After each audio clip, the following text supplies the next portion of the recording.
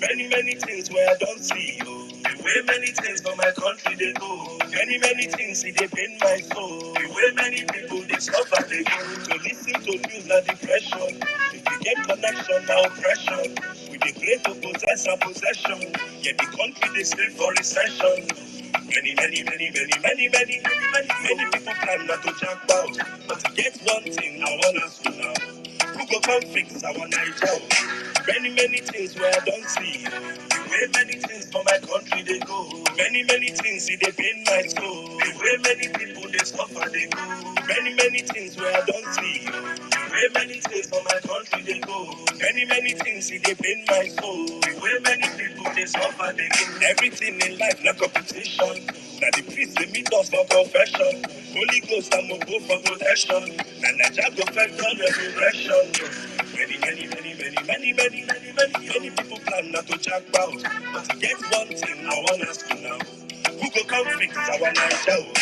Many things where I don't see. The way many things for my country they go.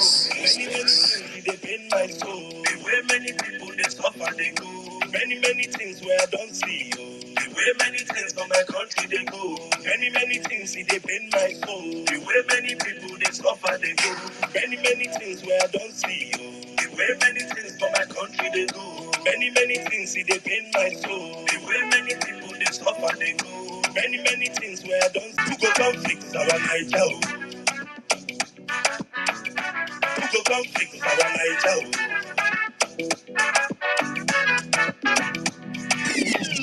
Ladies and gentlemen, welcome to Vawulence Space. Vawulence Space. Vawulence Space. Vawulence Space. Vawulence Space. Vawulence Space. Vawulence Space.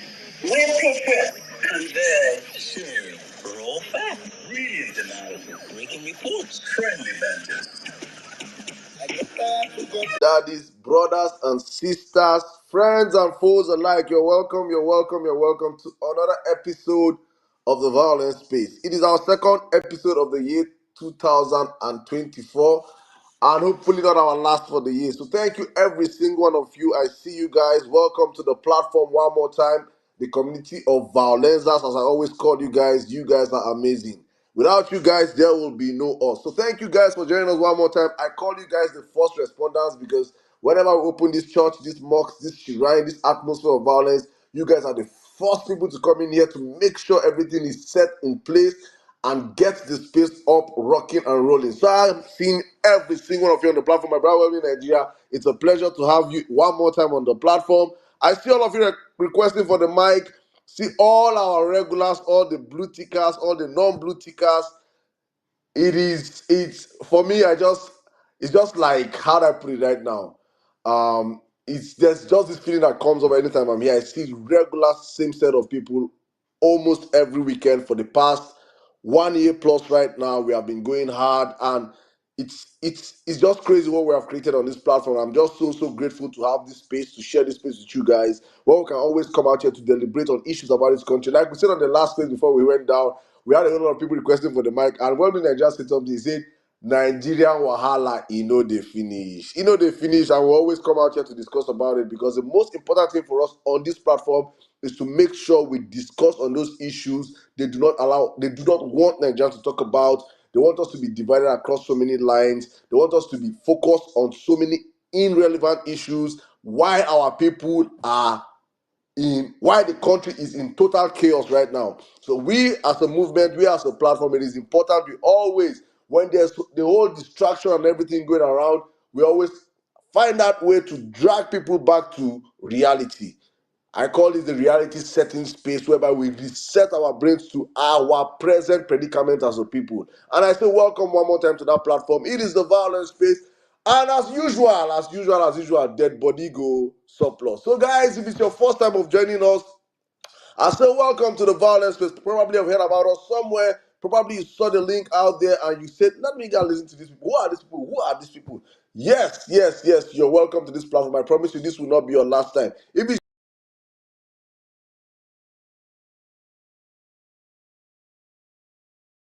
the atmosphere right, to make sure that everybody understands that this is the house, this is the atmosphere, this is the shrine, this is the church, this is the mosque of violence. where we speak truth to power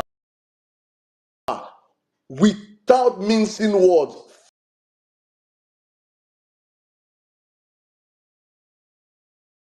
You can go and stand anywhere and say whatever you hear on this platform, because what we do here are deep research information we bring out here for Nigerians that you can always stand anywhere and tell people.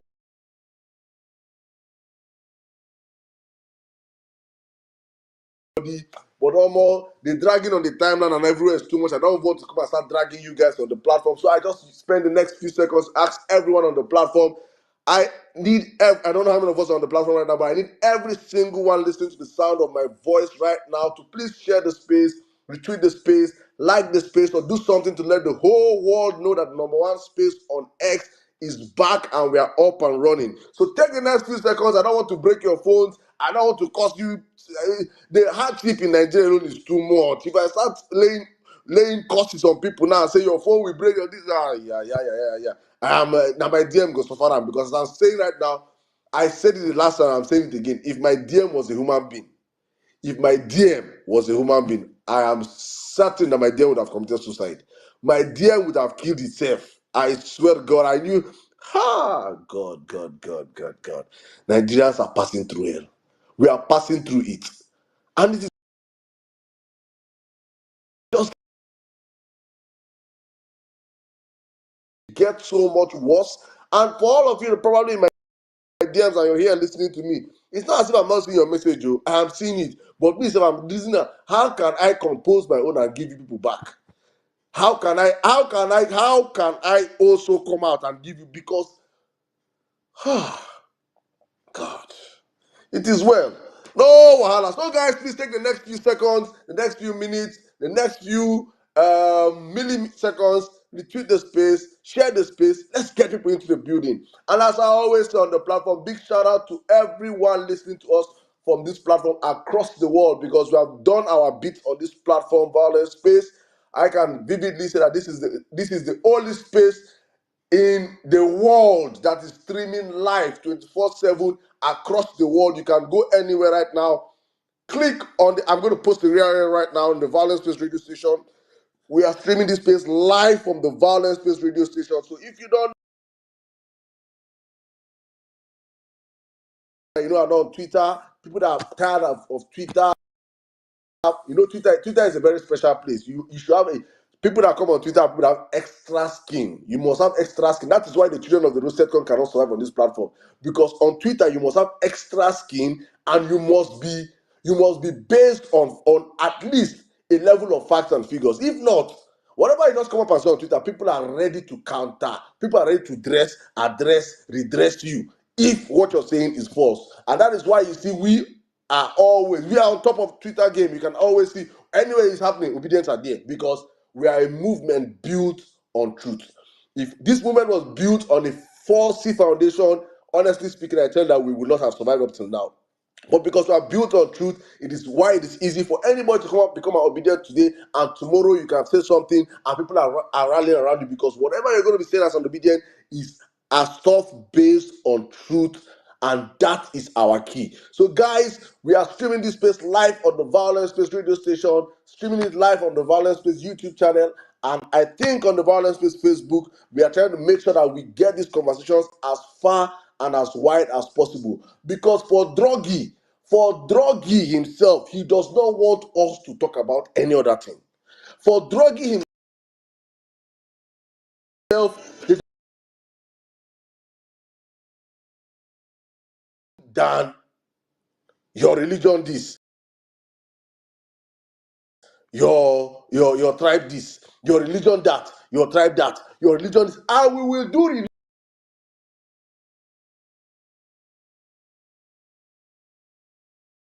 that can barely eat. People that can barely survive, people that are probably I made this submission the last time, I'm saying it one more time. Before 2027, if something do not happen, if Nigerians don't stand up and take back their country, I am certain Write it down. Saddam said this. I'm saying this now as a prophecy again because what we have prophesied in 2023 has already come to pass already. So I'm giving you people 2025 prophecy already. By 2025, people will openly be selling their children. You will see it happen. People will sell their kids. Sell them, please, please buy my child. Just buy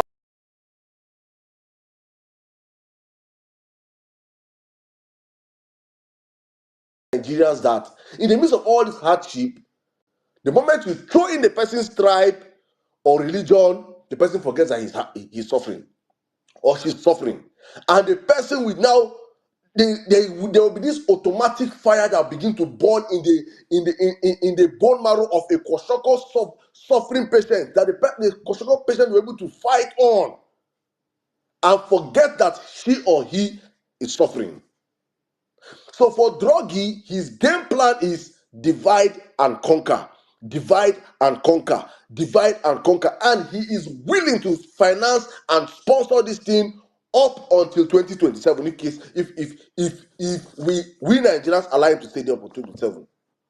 So it is important that while we have people holding up that fire in that place and showing them that no, no, no, no, no, no, we know what you're doing. It is important. It is very, very, very, very important that we as a people highlight the mismanagement, highlight the sufferings, and to the faces of Nigerians understand. See you, when you play your bigotry, your tribalism, your religious everything, the reality is that Nigerians are being kidnapped every day. The reality is that fuel goes for as high as 600 and something naira right now. The reality is that the dollar is pursuing with speed 1,500 naira right now. The reality is that Nigerians cannot afford basic amenities. The reality is that in 1 year of Bola Ahmed Tinubu's stolen government, he has done nothing. These are the realities. And for Bola Ahmed Tinubu, he will never want this reality to be discussed. He will never, he has, I'm saying this from a very informed position that he has paid a whole. So when you see all these children of the roasted corner in Peter Obi's comment section, when he posts, he go there and they start saying, say, you'll never be president, you'll never be this, you'll never be that. Those ones are paid. On the last Peter Obi's place on Power Facts, you heard him say it, that he heard that they have paid so many trolls to go and bombard him anytime he speaks. But he made a very important tweet yesterday, encouraging every single one of you that you see this constructive criticism is where we should stand. Do not let your feet off the gas. Continue to press and press and press, because the moment we lose focus of this, I am telling you that Nigerians will be in the worst situation on earth. In fact, we're the worst nation on earth right now. But for some people, it is still tribalism that pays them. It is still bigotry that they get fire from. You ask them, what have this government benefited you? What have you gained from Bola Ahmed Tinubu? I made a tweet yesterday. I was asking myself, I said, Bola Ahmed Tinubu how many state visits have he gone to? And I'm wondering. And I remember that I saw him in Imo State. He went to a state where he lost the elections woefully to go and party. But in Ibadan is a state that he won that even though that he reached. I don't know whether he won. I mean, I don't even know the election that they gave him, whether he's even won there. I mean, I think I think he won Osun. Then he won. I think he won Oyo State. Even Ibadan. Tinubu is meant to be a southwesterner. Even though I believe that he's from Equatorial Guinea, they are out of the AFCON. Even though we know he has dual citizenship, but he's meant to represent a set of people. He comes from a region, and we can see the big gods from that particular region, because I'm not saying I would never come out and classify everybody from that. We have wonderful Southwestern brothers and sisters, but the big gods from the Southwest, APC, Runu Gang, we can see them firing at all cylinders every single day. You see their handwork across the timeline. Tinubu still did not deem it fit to even go there and say, hey, Omomona no verse, so sorry for the bomb blast. Sorry for this act of terrorism. He did not deem it. Let's even accept that, okay, he didn't go to Plateau State, he didn't go to Kaduna, he didn't go to Benue, he has not gone to anywhere.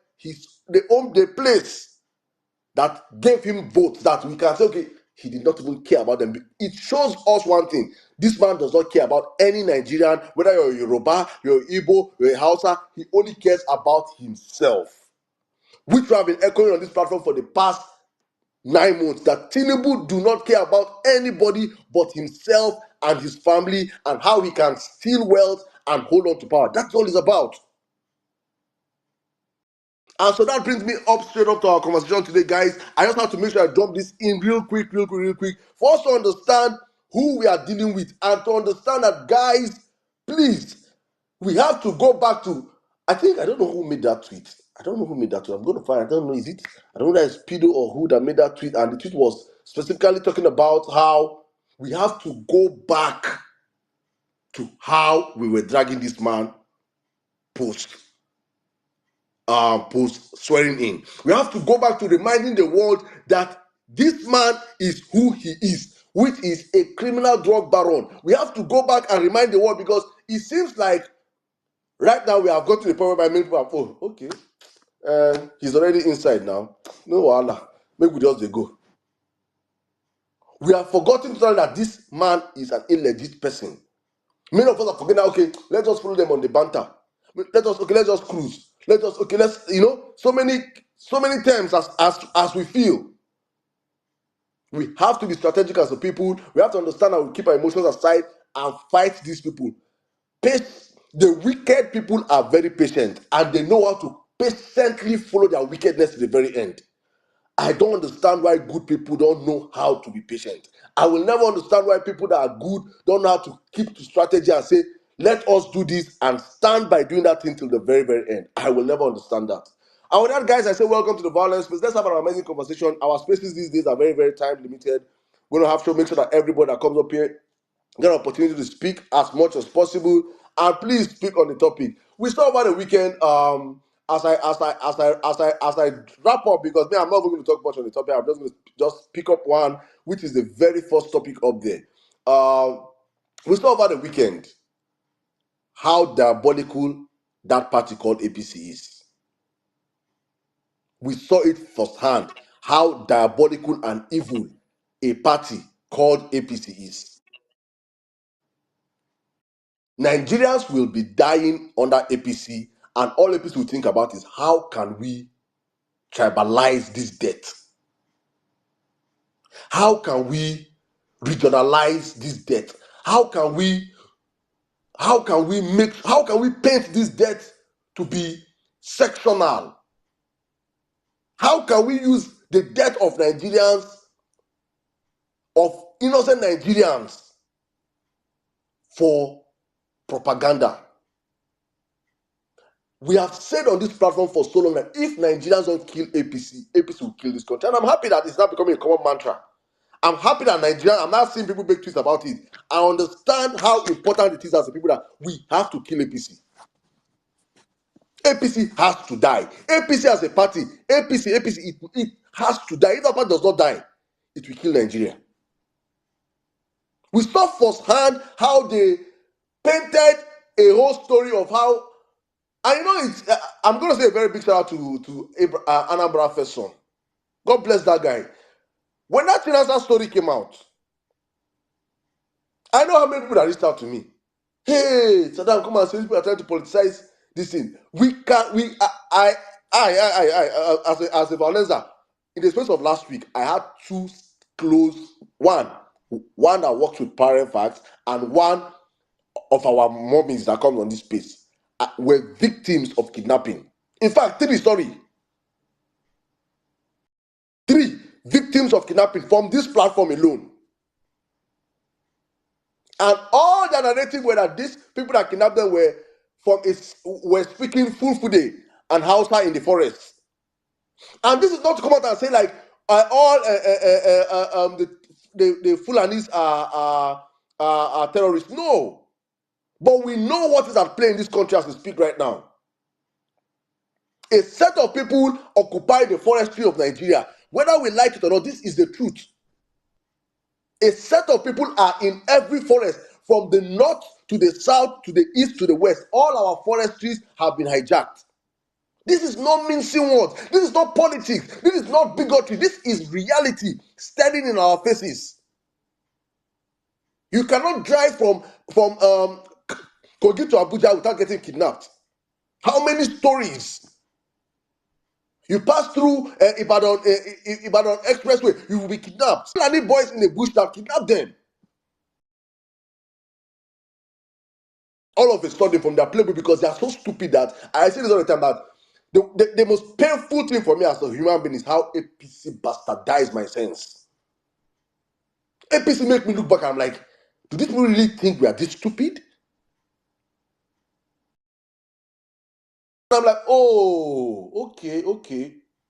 If you're in a group of stupid people and all you relate to are stupid people, when you want to do things, you do stupid things. So for APC, this is a group of stupid people relating with stupid people, and when they want to dish out what they think is propaganda, they dish out stupid propaganda that's not even sensible. And all it just needed was just one Google search, Chinasa Philip, and you will see Chinasa Phillips. Oh, hi. And if we did not bust this one, to show you how lazy they are, I promise you, next year, another Chinasa Philip would have appeared. It is how lazy these people are in dishing out these facts, in dishing out this stuff that I look at it like, oh my goodness. And the painful part is how they are institutionalizing their tribalism and bigotry about such a man. How dangerous it is for our country. Every single institution,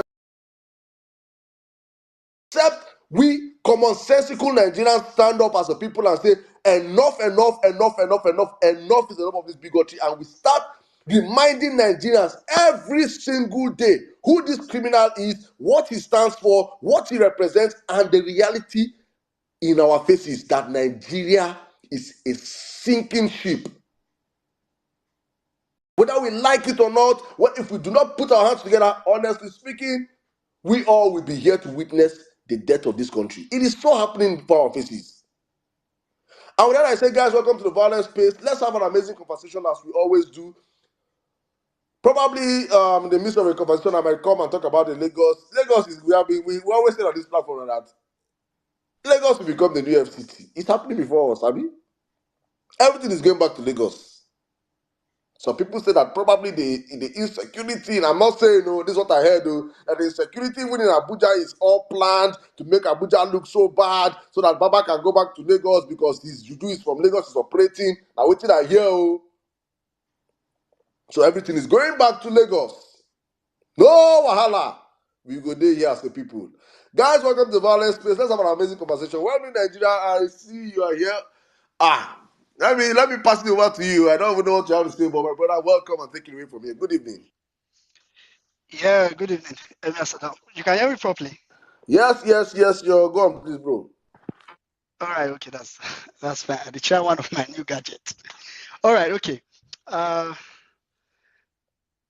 I'll just quickly. So I know Salam had said earlier that so for the sake of time, so and I also want us to take as many speakers. So I'll just quickly go through my thoughts on the topic and some of the issues or some of the things you said. So I'm just going to say something very direct. So of course I'm not of recent, aside the fact that a lot of us are probably personally busy, but also try to control what we consume, because Adam, you're very wrong. Twitter is not, if you are not, if you don't control what you consume on social media, and you it could be detrimental to yourself, because a lot of things that happens in Nigeria can be very, very, very, very annoying and disheartening, especially if you love Nigeria as a country, because Nigeria is pretty much supposed to be a cool place, right? So I just want to say this categorically. APC, right, is an integral part. What am I saying? APC is the integral part of Nigeria's security problem. I need also get this, because I think sometimes we make the mistake of thinking there's a way we put it that we make the mistake of thinking, oh, APC is just not capable, like they are not The only problem is that they are not capable of solving the security issues in Nigeria. I make bold to tell you that that's really not the only problem. I think the biggest problem, because if that's the only problem, that was Jonathan's problem.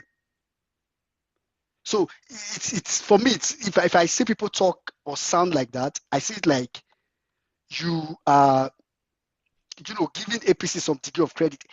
APC, not only that they are not able to deal with insecurity problem, but they themselves are constituting the insecurity problem. So I need us to get that right, because by the time we get it from that perspective, a lot of us we start to position our mind on how we view the APC.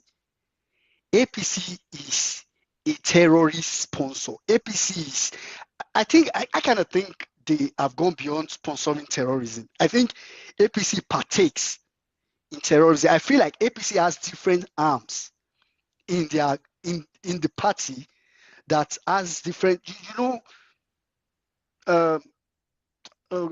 if you maybe watch some of these movies where there's usually like a cartel or whatever, they usually have the people that does the damaging in the field. So APC is really, really an integral, because when we see it like as if it's just a case of they are not capable, they are not capable of fighting insecurity, it makes it as if they are just not capable. But me, I'm telling you that it's not just that they are not capable, they are a corporate of it. They are part of it. It's they are doing it, they are making. Whatever you see happening in Nigeria currently is APC's making, right from origin. So starting from even before they came to power. So this is all APC's activity in the making. Let's just get that fact in our mind, and let it just stick, so that when you are, because it's why, I mean, I find myself scrolling through the timeline sometimes, and I see some tweets from good people, from people who probably just want, and I just laugh and I scroll and like some of us never see understand where we did. Like I say, we still think, say, Saddam said just now that Nigeria is a sinking ship. I think Nigeria is a sunk ship, to be honest, and that's really just, I think Nigeria, like we are there. The only problem now is just that Nigerians, in a broad sense of it, just we are helpless. So as in, or we feel helpless, not like we are helpless. A lot of us have not. Majority of Nigerians, like you said last week, we only need, nobody really knows that we only need 1% of Nigeria to make Nigeria right. Just 1%. We don't really need 200 million people. We don't even need 50 million. We just need just 1% of that 200 million, which is like 2 million people, to set Nigeria straight. But of course, a lot of us, if not for some of us, some of us here now that still come on Twitter, that are still pushing, that are still fighting, a lot of people have, over time, there's been this culture of mental slavery in Nigeria. Some people, see, you can't really blame Nigerians. Some of Nigerians don't know how to have, they don't understand what a better life aside what they get in Nigeria looks like. So for them, they just really need to push. They just really need to try to survive. They just need to keep going. So we are sunk. We are there already. I mean, the issue now is that, are we going deeper? Like, are we, maybe by now we are going deeper in the sea floor, under the sea floor, and we are just going deeper and deeper. But when I say we don't sink, the whole ship is inside the water. That's where we are currently. And the earlier because I think some people still think we are at a place where,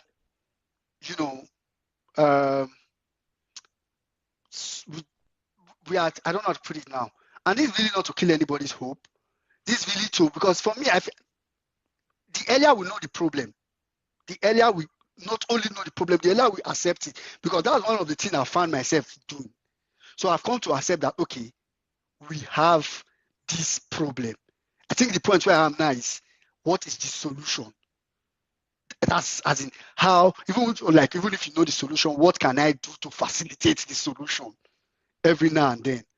That's where we are now. But for insecurity problem, forget it. It's APC doing. Peter Obi during the run up to election, Peter Obi usually says, I don't know why people don't.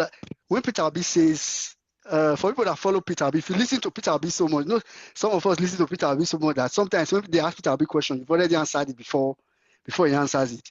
Whenever Peter Obi is answering question about security, after he says what he wants to say, we now say we will deal with it. He will not stop there. We say decisively. That word decisively in that context, people don't know the power of that statement, because what is required to deal with Nigeria's insecurity problem is decisiveness. It's not really just, it's someone that wants to do it. It has to be someone that wants to do it, someone that wants to deal with the problem. So if you have someone that is causing the problem, that is funding the problem, that is masterminding the problem in power, really, the person cannot deal with it decisively. Even if the spirit is willing, the flesh will not be willing. Because the person knows how much they've put into making Nigeria an insecure place. So let's just get that and know that. Let's know that and know peace. Because when you know it, you can answer, okay, this is where we are. How are we going to approach these guys? I see APC really, and you know, when we say it every time, it's not really just because we want to say it, it's not banter. I really see APC as a terrorist organization. I really see them if I was in position to declare bodies terrorist organization, I would really logically, and I'm not saying this is not banter, I will logically declare APC, and I will give, as in logically, so this is not emotionally, this is not sentimentally, this has nothing to do with politics. Back with empirical facts, my brother. I'm telling you, empirically declare APC a terrorist organization. Name them as a terrorist organization. That's what APC is. PDP looks like a political party. PDP is just a political party dominated with poor, unintelligent, greedy people, right? So that's why I don't really, I see them as like people that just, what their problem, PDP's problem stops in money. It doesn't pass money. APC's problem stops in blood. So APC shares so much joy in shedding the blood of Nigerians. That's really what's going on in Nigeria. I don't know if it's spiritual. I don't know if there's a spiritual angle to it. Whether maybe some Babalawo told them somewhere that, a particular number of people must die in Nigeria every month or every week for you people, for your power to keep going. I don't know. I don't want people to think, this is now tending towards conspiracy. So you know that I'm very serious. But APC is really a terrorist organization. That is what APC is. Know this and you will know peace. Then, as per, the whole politicizing, also, this is not something that surprises me, to be honest. I feel like this is just the beginning. If we are lucky enough, they may do it obvious enough. As of now, everything in Nigeria is contaminated with APC's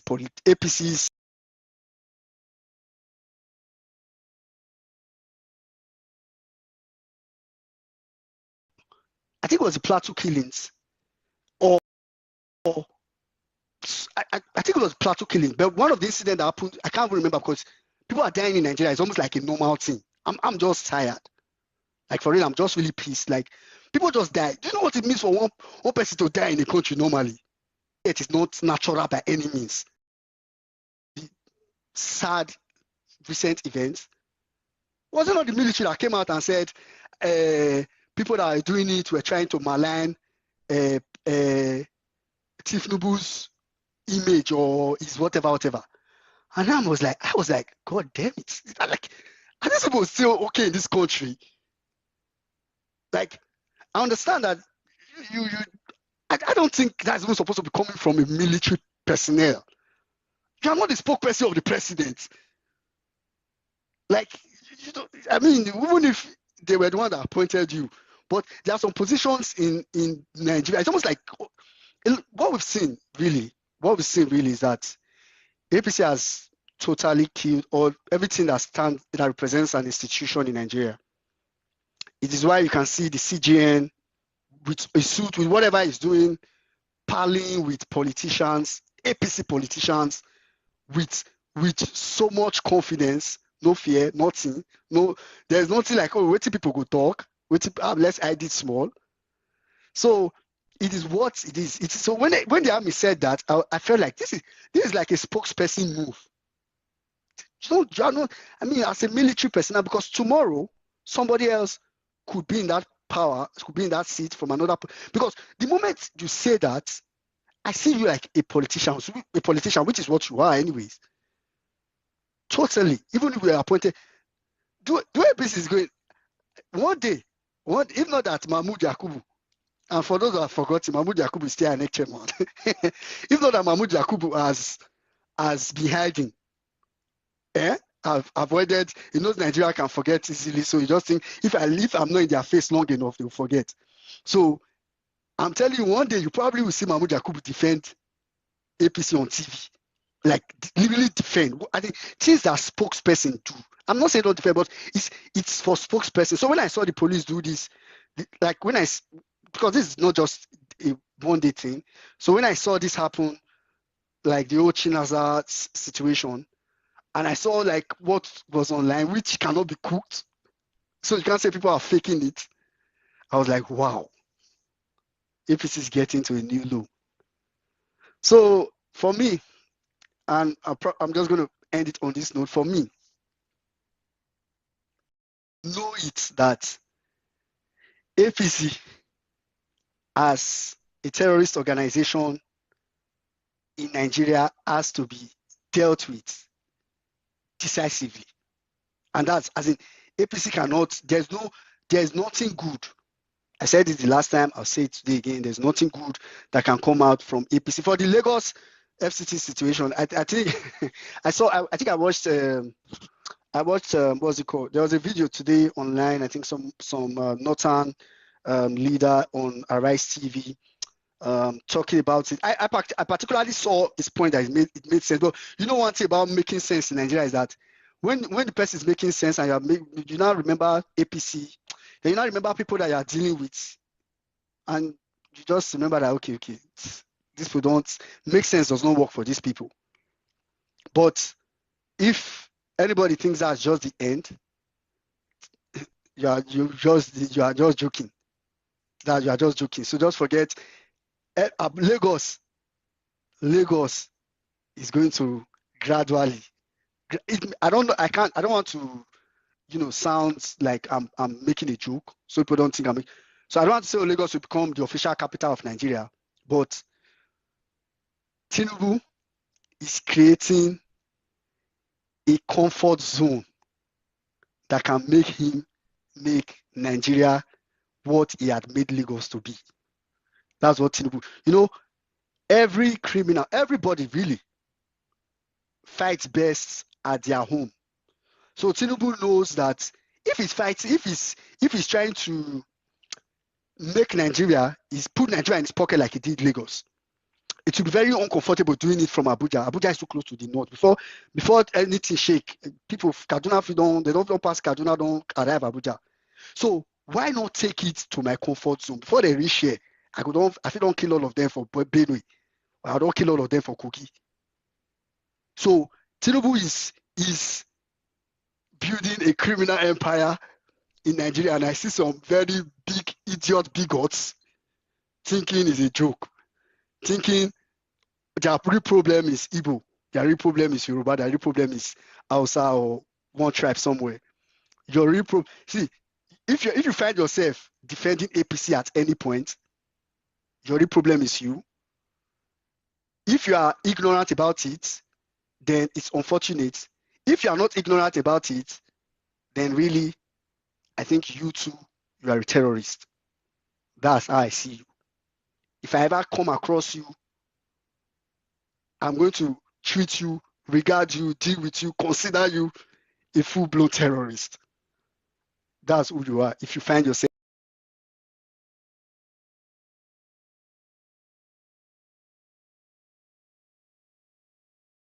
of May 29 till today, point one policy that has been implemented in Nigeria as we speak.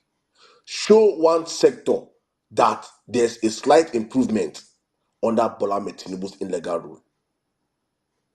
You cannot see them coming on. You see, when you have facts by your side, it is very, very easy to deal with these people. You can never see them come out and say, this is what we have done, this is what we have achieved, this is where we are, this is what we are doing, this is our plan for the next 2 years, for the next 6 months, this is how we plan to take Nigeria out of poverty. No. For APC, is whatever you come out and point to them, Nigeria is in chaos, Nigerians are dying, Peter Obi will never be president. Nigerians, look, they have thrown bomb in Ibadan, Peter Obi will never be president. Look, price of fuel is 2,000 naira. Fuel will reach 3,000 naira. You ask a APC president, they say, Peter Obi will never be president. That is the only thing they have to say. There is nothing to point now and say, what has Tinubu, why? You as an APC person on this person, listen to me now. I'm asking you now, I'm seeing many of you people on this hand, right? This now. Name one thing in your heart of hearts, because I know people are condemned criminals already, people are condemned souls, condemned to die. I don't see people as, when people are terrorists, I see people as condemned criminals. In your heart of heart as a condemned criminal, can you vividly ask yourself, what is that one moment or one thing Bola Tinubu have done to alleviate the sufferings of the Nigerian masses? Is it in electricity? Is it in education? Is it even in corruption? Name one thing. There is nothing to point. But for you, Peter will never be president. That is where you get your manhood charged up. No wahala. We are back on the platform again, and we'll be discussing on these issues, the things that people don't want to talk about. Because for people, it's open space. I'm talking bigotry, Chinasa Phillips. No. This year on, every space we come out here, we'll come and remind Nigerians of the reality on ground. Though Nigerians are now crowdfunding. Do you know, guys? Please, I want you guys to understand. Last year, we were crowdfunding for Nigerians in Nigeria. This year, we're not crowdfunding for Nigerians in diaspora. Are people not seeing it? Nigerians diaspora are not putting account. Go fund me, please, my school fees. It is not, bad governance is not discriminatory. You don't need us for diaspora. Oh. It is everywhere. Now imagine how next year will be, because as we're in diaspora, we have dependents back home facing the brunt and reality of that failed system. And for women in Nigeria, when you said something about the future, what is next? What is the only thing that is next is how Nigerians will stand up, wake up, and 1% of Nigerians will say enough is enough. Enough is. I said I wanted to open up a group. I'm going to reach out to all our obedient handles that I know that big hands are people in their DMs begging. I'll do it as a plea, please. Let us have a roll call of all those people that are suffering in the DMs. Those people are going to first of all lead the march. Because if you have young Nigerians that cannot afford to pay their school fees anymore, they should be on the streets. We are now used to abuse. We're born in an abusive relationship that we are used to abusive parenthood. That's what I'm just saying right now. We should be on the streets shouting, fighting and doing everything possible for the system to change. Because if we crowdfund your school fees this year, who will crowdfund your school fees next year? They have crowdfunded for kidnappers last week. Who will crowdfund for those that were kidnapped this week? Who will crowdfund for those that will be kidnapped next week? Is it sustainable? Nigerians, Ronu. Welcome to the Vawulence space. Let me circle back to you. Let's take speakers. Guys, I see all of you requesting on the mic and drop in, please. You can come up right now. We'll open up the floor for everybody. As usual, we're timing these spaces. We're not going to go beyond 12. So if anything you're saying, this is now or never as they go. When I jump back to you, thank you. Yeah, all right. Thank you very much, Adam. Thank you. All right. So we'll just go into, last week I maybe I could have given Adam until they know where we did updates. And as of last week, when I was reading the exchange rate, as of that last week, naira to dollar was $1 was equal to 1,355. And like I said, I'm only using naira rate, which is naturally lower. So don't go and use my rate and calculate your school fees. You go just only pay. They go tell you say, and I mean that's for school fee. You go pay. They go tell you say never complete. This might be way lower. Last week it was and that was Thursday, barely 4 days ago, or 5 days ish. Um, it was 1,355. As of this morning on Naira exchange rate, it was 1,373. So, and that is just in 5 days. The way we are used to money at the high, I just imagine say euro to dollar. Let's say euro to dollar or pounds to dollar. Overnight, £1 will turn to $2. Or like as if we just if it like one extra dollar we just add overnight. Places will be shaking. But in Nigeria, it's just happening. Everybody's just what we are used to in Nigeria, Sha. We are used to we have bad attitude. I swear. Well, it's okay. It's okay. We're gonna keep pushing. All right, we'll just start with Mommy B. Today, then after Mommy B, I'll go to. Yeah, I think last time we didn't have a lot of ladies, so I'll take two ladies immediately. So I'll take Mommy B, and we'll take Omoye. Good evening, everyone from my side. Before I start to speak, I've just checked the retweets of the space. We have over 500 people here, and there's only 100 and something retweets. So it's like, people, please help us share, retweet, so we can get more people into the building. 1 minute here from my side. I just checked. Naira to pounds is 1,750. 1,750. At this rate, how will not go reach 2,000? And the thing is, those that Mommy B thought, is like this administration is favoring you. I, I, Did I you pray that swear, prayer? it is favoring me when before I will send £50. Now I only need to send 10. Can you imagine? I mean, useless prayer from the AIDS, from the deaths of AIDS. People are suffering, and it is apparent that those that thought they were immune, right? Those who thought that, they're very much middle class. Parents have a bit of dosh and they've come to the UK, right? And and was queuing up behind those that don't want good governance. How it did for your side? I've been seeing it, and I haven't, to be candid, I've not contributed 1p towards any student, unless the person's in obedience, right? And even then, let's have a discussion as to how other ways in which you can make money, right? But then I have an issue right now, right? Blinken is in Abuja, and there's no protest. Why are people not protesting?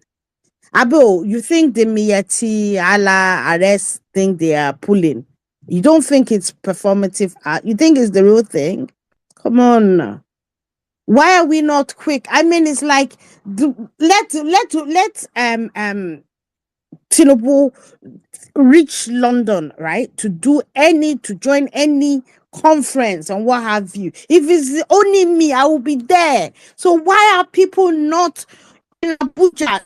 People who are in Abuja now, they suffer insecurity, but Blinken, that has refused. That is the man that has refused to put Nigeria on that list of countries, right, where there's concerns for religious freedoms. Mom is blinking Biden. Hey, wait now. Shebi, the purview of the Foreign Office comes under him. And he's in Abuja. Are you people sitting in your houses? Are you praying that prayer that this kidnapping thing no go reach my side? It can reach my neighbor, but not me. The thing is, let's be a bit more strategic as to how we respond to these things. Right, yesterday and all night I was feeling extremely heavy, and I didn't know why. I woke up to see stuff going on in Mangu in Plateau State again, right? And I saw, the disgusting attempt by people to change the narrative and make it out to be, a clash as opposed to the genocide that it actually is, right? You see, for APC, they have to politicize insecurity, right? Because if they don't, right, muddy the water in that way, right, how will the international community not find an excuse to look away? Right? Then that is it. It's like the Chinasa Philip thing was hilarious. I mean, it's serious, but it's hilarious because their attempt, obedience, and I do this one. Within hours, you guys had fished out similar stories, how they headed to not knowing how to spin it further, were adding names. I was like, at this rate, this Chinaza Phillips person will be competing with my David, who has 17 names. Because they were just adding names. I was like, look at these people.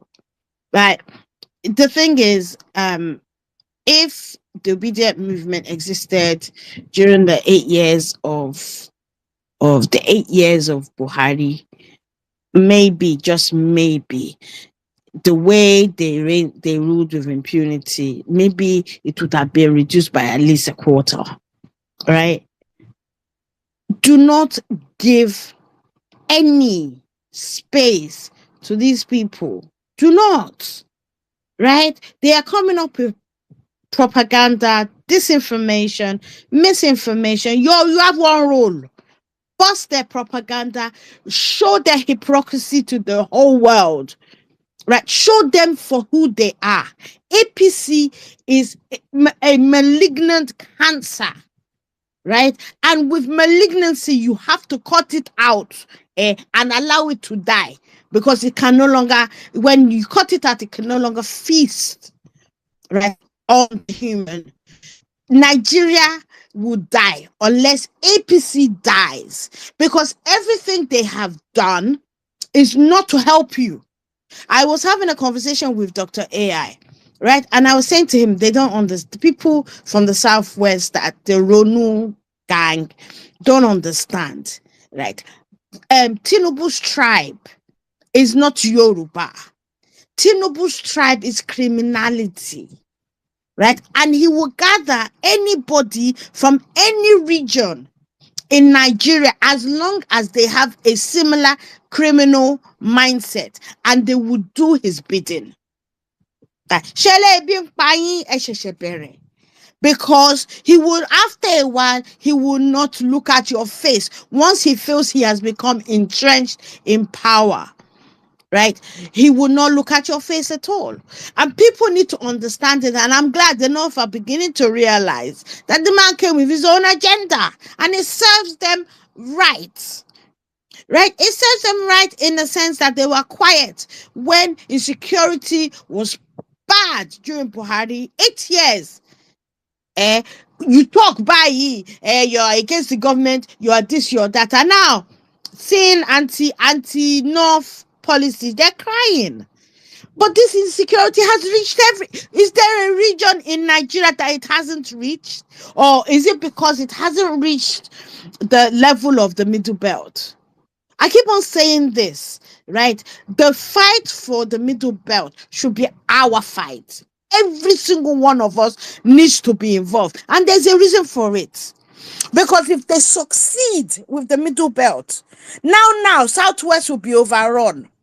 And as far as Tinubu is concerned, as long as Lagos is fine, you people in the Southwest, or your Ondo, Ekiti, Ogun State, all over Ondo, Ojuyari, Mabo, because you are sitting down thinking it never reached my side.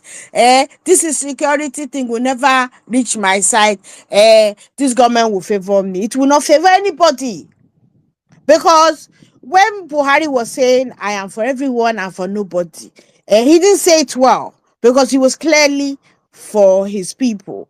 And he showed it in his nepotistic hiring of the armed forces, or the chief of staff, and all the rest of it.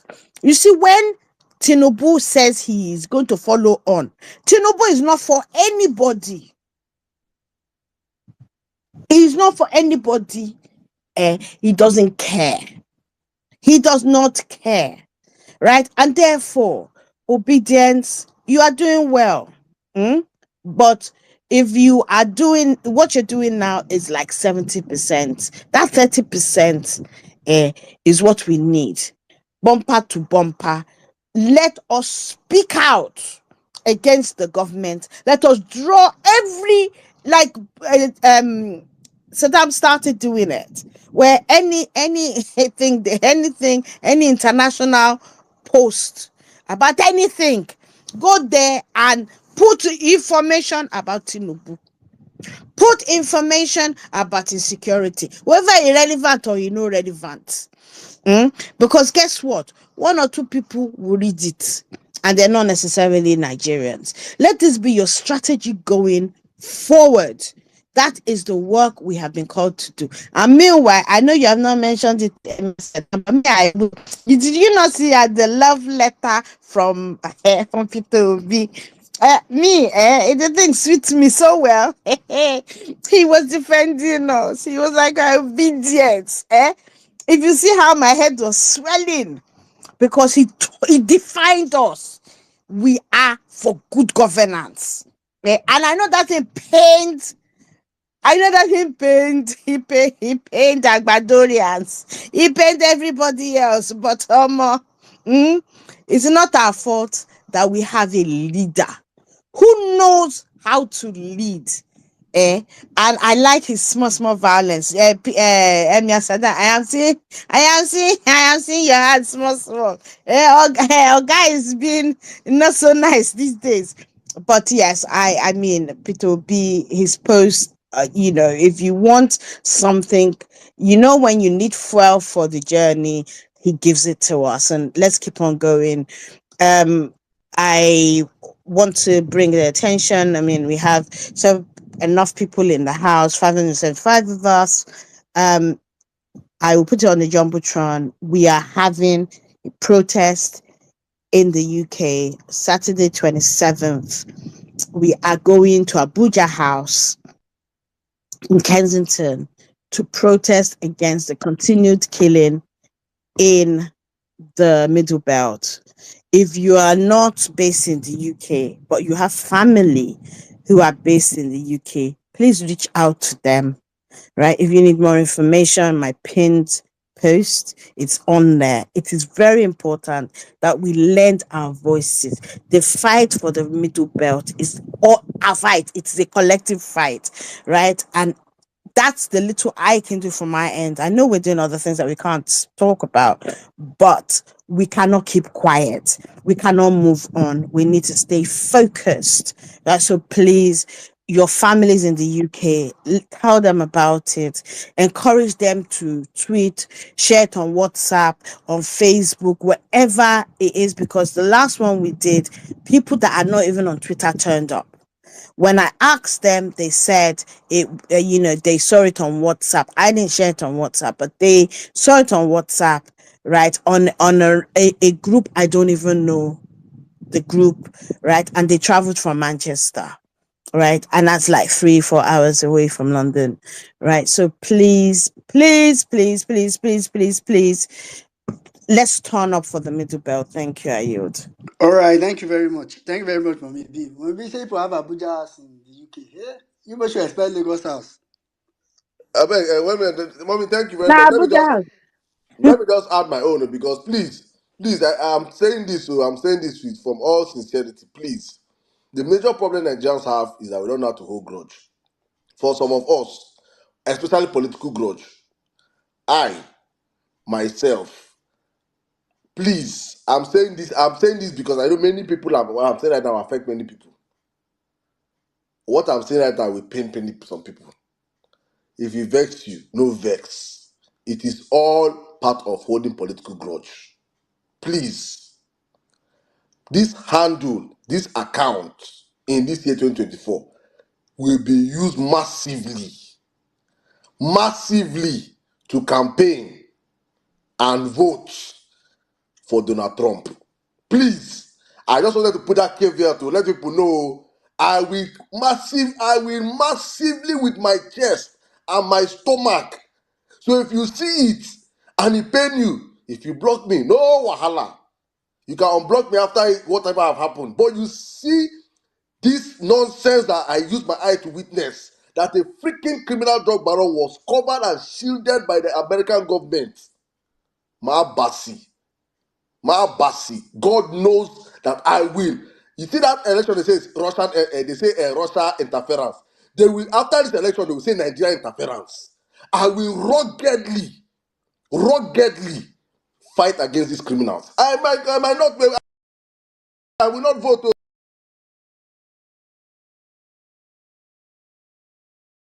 If it's just one soul, I will get to see that these criminals, I'm happy people have been seeing videos. I'm sure people saw the Jonathan video. Even though I know that Jonathan messed up, but you guys saw they ganged up against him and took him out of power to replace him with these freaking criminals. Democrats have destroyed Nigeria, and I personally will do all my bits this year to make sure that an eye for an eye, a tooth for a tooth. If he pay you, that one concern you. Thank you and God bless you. When Nigeria, back to you. I better follow up with your disclaimer because this Trump 2024, even some of my loved ones, my obedient loved ones, especially those some of them in the US, and I understand, though, no problem. See, I understand you, no problem. But see, this is Trump 2024. Don't worry, I love you. I know you love me too. Do no problem. One minute, 1 minute. You know, even had reached that one with a lot of Americans, right? Their elections are one issue. They can vote for somebody just because of one issue, and they can refuse to vote for somebody just because of one issue. We as Nigerians have one issue. As much as I detest Trump, I'm not gonna lie. However, of state, whatever his name is, of state, whatever his name is, I've forgotten his name now. Evidence, right, to the same people, to the Biden White House, and yet the last release in terms of people on that list still does not have Nigeria. Still does not mention Fulani herdsmen who are jihadists killing Nigerians across the country. Mentions Boko Haram in a sentence, not even a complete sentence, and still, despite the fact that 89% of Christians against the Can you guys hear me? Oh my God, go ahead. Can you hear me? Oh, yes, I can hear you now. I wasn't hearing you at all, so I was wondering what was going on. Okay. Yeah, All right. Thank you very much. Greetings, Emir Saddam. Greetings, well-meaning, Madam Bolanle. Who else? Everyone, all obedience in the house. Greetings to you. I have to say greetings to Jimmy, if he's listening or by any chance he comes upon this at some point. We miss you on the violence space. A lot of us that look forward to your submissions and all, but we understand and we appreciate you, and you know, we look forward to having you back as soon as possible. So anyways, speaking on this topic, before I even start, everything that everybody has said, Emir Saddam, well-meaning, Madam Bolali, 100% with you guys. This 2024, it is Trump 2024 for me. I'm already talking to my people. Like, there's no sentiment. Picking when you say mama no go sleep, himself no go sleep. With waiting I experienced, with all that I saw with my own eyes and listened to and heard, all of us, let us all be complaining. We will complain. And you're right, Madam Bolale, he's not my favorite person. But you see on this note, no, it is him. I have Daddy everywhere they're talking about him now. I'm there. Any space that is holding, that has Trump 22, I am there with my full chest, supporting. I never thought a day like that would come, but here we are. This is where we have found ourselves. And yes, I am holding political grudges. I know, Sabi, I not sabi hold grudge before, but you see this one, they don't teach me how to hold grudge. I even have to make notes for myself to remind myself that you see this grudge, we hold it to the end. All of us will be drinking a gari with no sugar. We'll be drinking and we'll be telling each other sorry. So now to the point, to the topic of the day. APC and NPF, exactly what well-meaning, is it well-meaning or Emir Saddam? And both of you alluded to it. They are both the same people. The APC is a terrorist organization. Let's start echoing it and shouting it from the rooftop. That is what they are. The Nigerian Police Force is a branch of the terrorist organization called APC. This whole movie that they're trying to act is stating that they're trying to arrest Miyetti Allah, or they have arrested. I don't believe it one bit. It's all part of their grand scheme to make people feel like they are working. They ain't doing nothing. They are not doing anything. They do not care about Nigerians or anything that has to do with that land. They do not care. They are not interested. I've been waiting to hear all those people that were shouting last year, we need his brain and not his body. He's a strategist. I've been waiting to see them tweeting and vigorously defending and coming to say, yes, this is the brain we voted for. I haven't seen any. Matter of fact, some of those people that were active last year, I don't see them anymore. They've all disappeared. I'm wondering, has the hunger hit them? Is Ebin Paon, are they hungry? You know, that's what I keep thinking. And, you know, Nigerians, I don't know what it will take us to be, to go, to take this to the streets. I don't know what will wake us up as a people. We don't need 1 million people. We don't even need 500,000 people. We don't.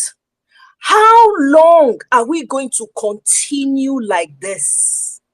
How long are we going to continue watching and listening and seeing videos of our own people being slaughtered by APC terrorist organization? How long? What will it take for us to be aggravated to the point where we can't handle it anymore? What?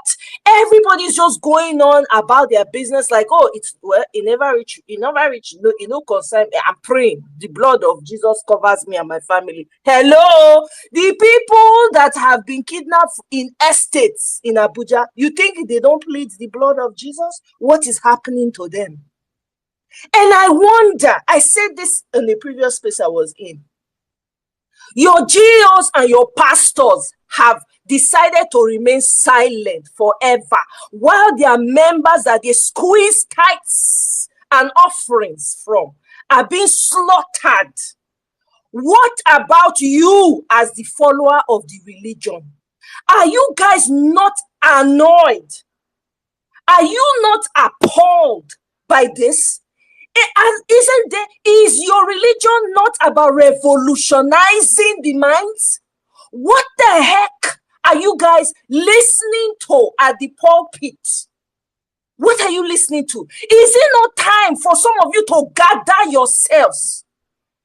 Your brothers and sisters are being slaughtered, and insist that your church take the lead on this? Can't you gather yourselves as members of the church and demand that something be done? How can you fold your hand and claim that you're a Christian? I want to understand. How? So now when we now start to call out the nonsense that your leaders are part of, you will rush. Do my prophet no harm. Really? Your country is sinking. You don't reach the bottom of the ocean. It is in the bottom of the ocean. Fire is catching everywhere. You people are still folding your hands. They are slaughtering door to door. You are still folding your hand, waiting for miracle to happen. Which miracle? Which miracle, I repeat, which miracle are you waiting for? These people do not give a damn about you. They don't care about you. People are dying every day. Kidnappers, we are coming together and raising funds for kidnappers. Are you kidding me? Are you in 2024? And everywhere is silent. There's no outrage. People are going to work like nothing is happening. You go wear clothes in the morning, 4 a.m., wake up for that Lagos or wherever you are. Be rushing to go to which work. How much are they paying you?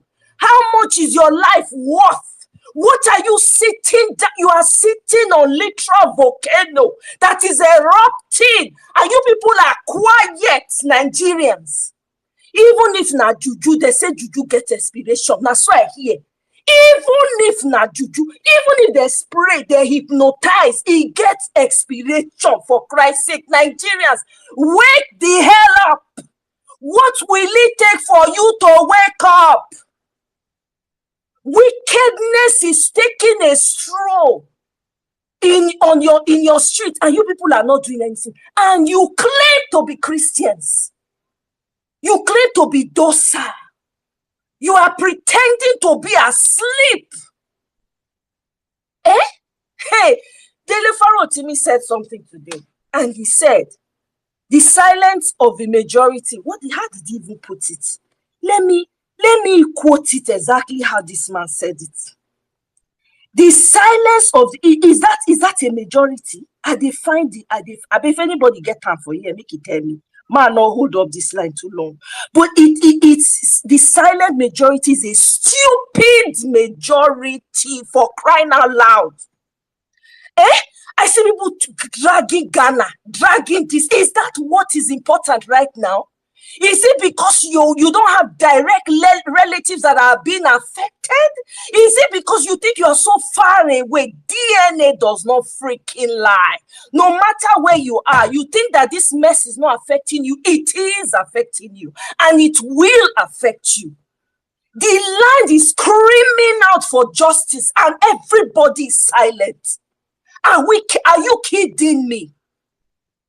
What are we waiting for? Is it when the entire country has been consumed by this volcano that is going on right now? Is it when everybody will start waking up? Where are you going to run to?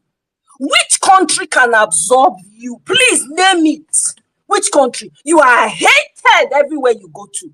Have you checked out the jails, the prisons in Togo, in Benin Republic? Do you see that more than half of the population are Nigerians in those jails? They are sleeping on top of each other. The ocean that you are trying to run with the boat or the ship or whatever, it has swallowed thousands of people. What makes you think you are an exception? I'm going to yield. Thank you very much. Oh, all right. Thank you very much, Omoye. Thank you very much. That was very passionate. That was a very passionate submission. At some point in your submission, you called Daddy Gio. So I remember the video what that JP had put out today. Some actually warned their people. Some actually did. You are saying that this person cannot perform. Yet you are saying he in our party nonsense. I've told, if you vote party, the way you will suffer, me, I'll be here, I'll tell you, I will suffer with you. Nothing will make me suffer with you. I know too much that I can't suffer. But I can tell you, look, you know I'm a man of God. Try to make mistake. Neither will tumble to 5,000. If you don't want another to tumble to 5,000, better tell yourself what to do. It's a word to you when you vote people who have nothing in their head. If you vote party this time, Nigerians, we go fall our hand and watch on her. All the things they are suffering, am I suffering with you? I'm too connected by covenant to suffer what people are suffering. But if you vote, it's a word to you when your leader is like a child. That means any leader who will be using dampers is dangerous. Anyway, I find that's funny. But so I mean that was pretty. You don't get the one where he talk about Osama bin Laden and Escobar. Wait. You go.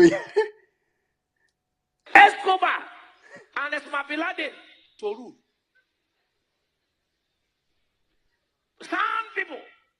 to rule a country. Escobar. You know what's Escobar? A drug baron. Heavy drug baron. And then Osman bin Laden was the highest terrorist. That is two people like that to rule in any nation of the world. I don't know which nation they want to rule, but any nation.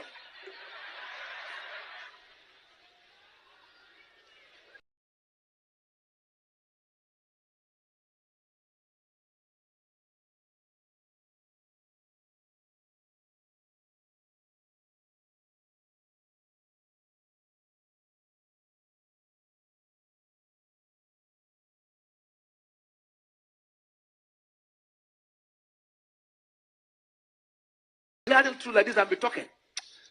I got disgusted. Anyway, so out. DM me. Let's coordinate a protest for crying out loud. I posted it in the comment section. If you are in California, if you have a different location that you feel might be better, please bring your suggestions. Let's do what we can where we are. We cannot be silent at home and silent in the abroad. Thank you.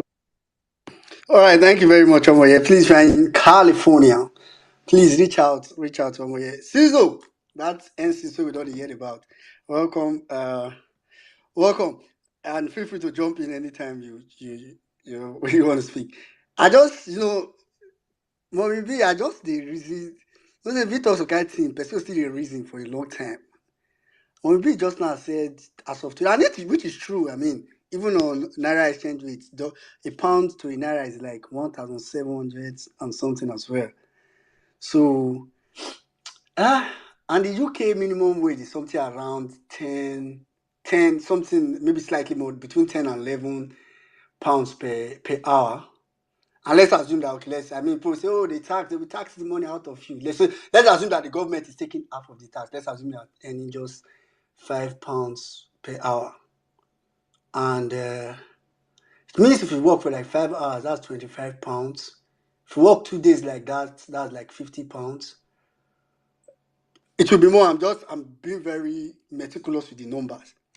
So you work for 2 days times 50 times 1,715. That is 85,750. Okay, or more. And so far, people suffer for Nigeria. This one a bank a salary for 1 full month. You go work from like 8. You go reach work from like 7, close by 8. Now one person way for UK, free be saying I won't plumb myself. If you don't earn this money for 2 days, you not work full time, just 5 hours per day. Anyway, wahala dey. All right, quickly, I'll just go over to Shewen, that eventually your name is getting close. One day you get there. After Shewen, we'll come to Call Me Lexi. Yeah, so good evening, good morning, good afternoon to every Vawulence. I greet you all, Emir Saddam. Happy New Year, Sizzle. Happy New Year, Mommy Bolanle. Happy New Year, well-meaning. Hell, Nigeria.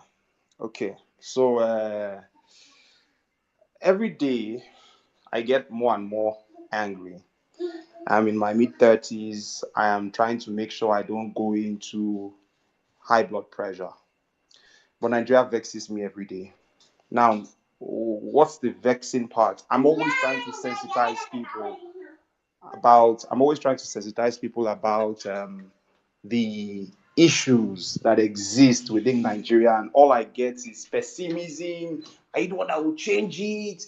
Things have been like this.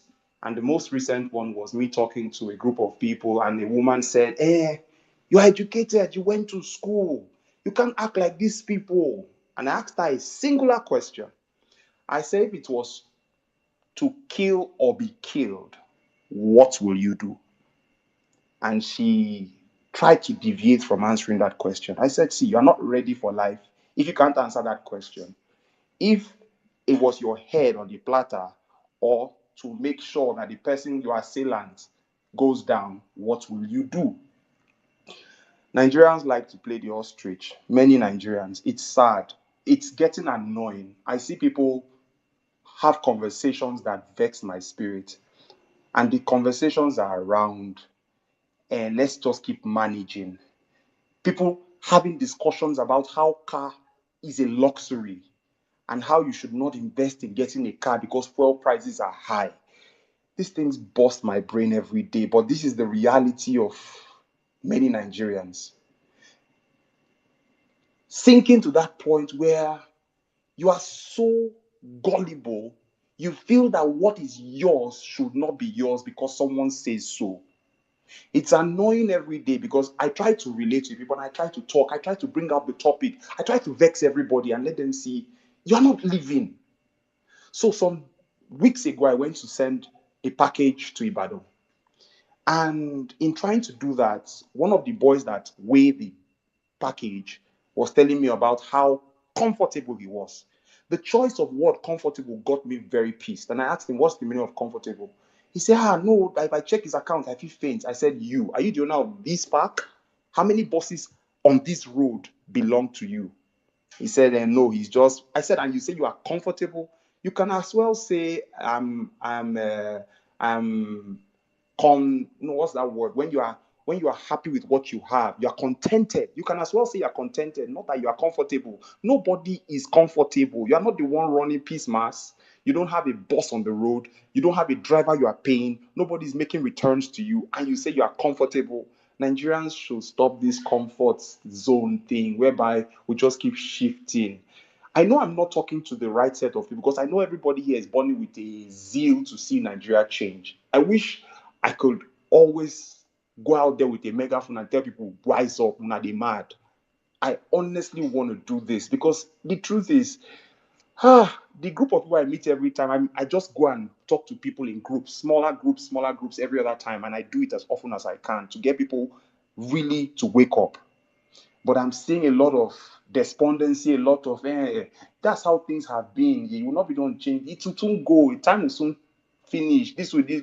And I'm like, when will we stop this madness? Like we've said, we don't need more than 1% of this whole thing. And I will always say this. When it's set, I no go dey road. I no go block one road. I know where I dey go. I know who my enemies are, and my enemies are going to go down for my sake. I am not one person to sit on the fence and think it will be well. Those people they kidnapped in Abuja, not past 10-15 minutes from where I dey stay. So it's home, it's touching, it's very close. I don't understand when people are feeling like, oh, let's just wish it away. Oh my goodness. I have seen too much to let this thing continue like this. I don't know. I don't have that much power by myself. I wish I did. But one thing I always say, let wicked people fear me. As much as I pray that evil will not befall me, I am willing to take people. I'm willing to send them with an appointment to wherever they have to go to. Because the truth is, I am pissed. Nigeria pisses me. Nigeria vexes me. The way people are making excuses for evil men vexes me. Everything is cruise for us. Everything is quarrel. I don't even want to quarrel with anybody. I actually feel a lot of people are going through a lot, so they are looking for avenues to cause problem. And that's what we are seeing with a lot of people bantering about things that don't really need banter. It's annoying. It's super annoying. But I want to awaken as many people as I can and let them know that we are not living life. This is not the life we intended to live. This is not the life we hope we will have. I have how many degrees? I have 2 degrees, several other courses that I have done. I work for myself. I'm okay. I'm comfortable doing that. But the truth is, this is not even the life I envisaged. This is not it at all. And I don't want anybody to feel that you are comfortable doing this thing. This is not making sense anymore. I don't know how much more passionate I should be about this thing, but I beg everyone, let's do something. And as much as protest sounds good, a protest will not save Nigeria. It might be a start to something, but it will not save us. Honestly, something more dastardly has to be done. Nigeria is too far gone. Police is doing bigotry. Police that is supposed to be protecting us is also carrying bigotry on their head. It's done now. We shouldn't even be playing with this shit, man. Army is using us to play 1-2, 1-2. telling us what is not true and making us feel like it is true. People that are supposed to be protecting our borders. No, now we are all mincemeat. These guys are waiting to just grill us as people. Just as Uncle Babatunde said the other day, hold your side. Don't be the prey. I'll repeat this. Don't be the prey. These people are willing to do anything to see us go down. Like Cecil said the other day, the people that took flight and came to Abuja for inauguration, say they no go back. That's why some people said they were speaking Hausa and Yoruba. The evils that are amongst us are really close to us. Let's not sit down and hope them away. We will only take this by fighting. All right, thank you very much. Sheung, we are talking about Nigeria. I know they talk about. I was I was thinking today when I was about joining this piece. Violence space of really obedient Twitter or obedient X is really the sanest thing about Nigeria currently. That's the only place you just, because if you go outside this X cycle where you have, that's why I don't know, if you follow a lot of non-obedience or a lot of non-obedience are within your cycle on Twitter, you are open to depression. You are open to feeling insane. But that's what violence space, that's what we're doing to make everybody know that everything you've thought about, everything that's angered you, that has been happening in the country since on Thursday night till today, that you are like, wait, what? Everybody now, let me think. It's not only you. It's not only you. We are many. Few of us are just on X.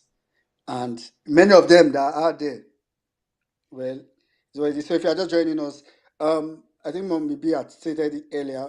I people don't forget the region. Go ahead and retweet the space so we get more Nigeria. We save more people because I feel like some people are roaming the street on Twitter now. They're just roaming the timeline, feeling lost, feeling depressed, feeling really, really annoyed because a lot is going on in Nigeria. Notwithstanding, let me quickly go straight to Call Me Legs. After Call Me Legs, I'll come to Anzi, then Real Everbest. Good evening, everybody. Good evening, violencers. Good evening, everyone. Sat down. 1 minute. Thank you so much, Mommy Bolanle. Every obedience. Thank you. It is a new year, new revolution, more violence. Because we are only the voice of the masses now. The return of violence space now is giving these people more headache.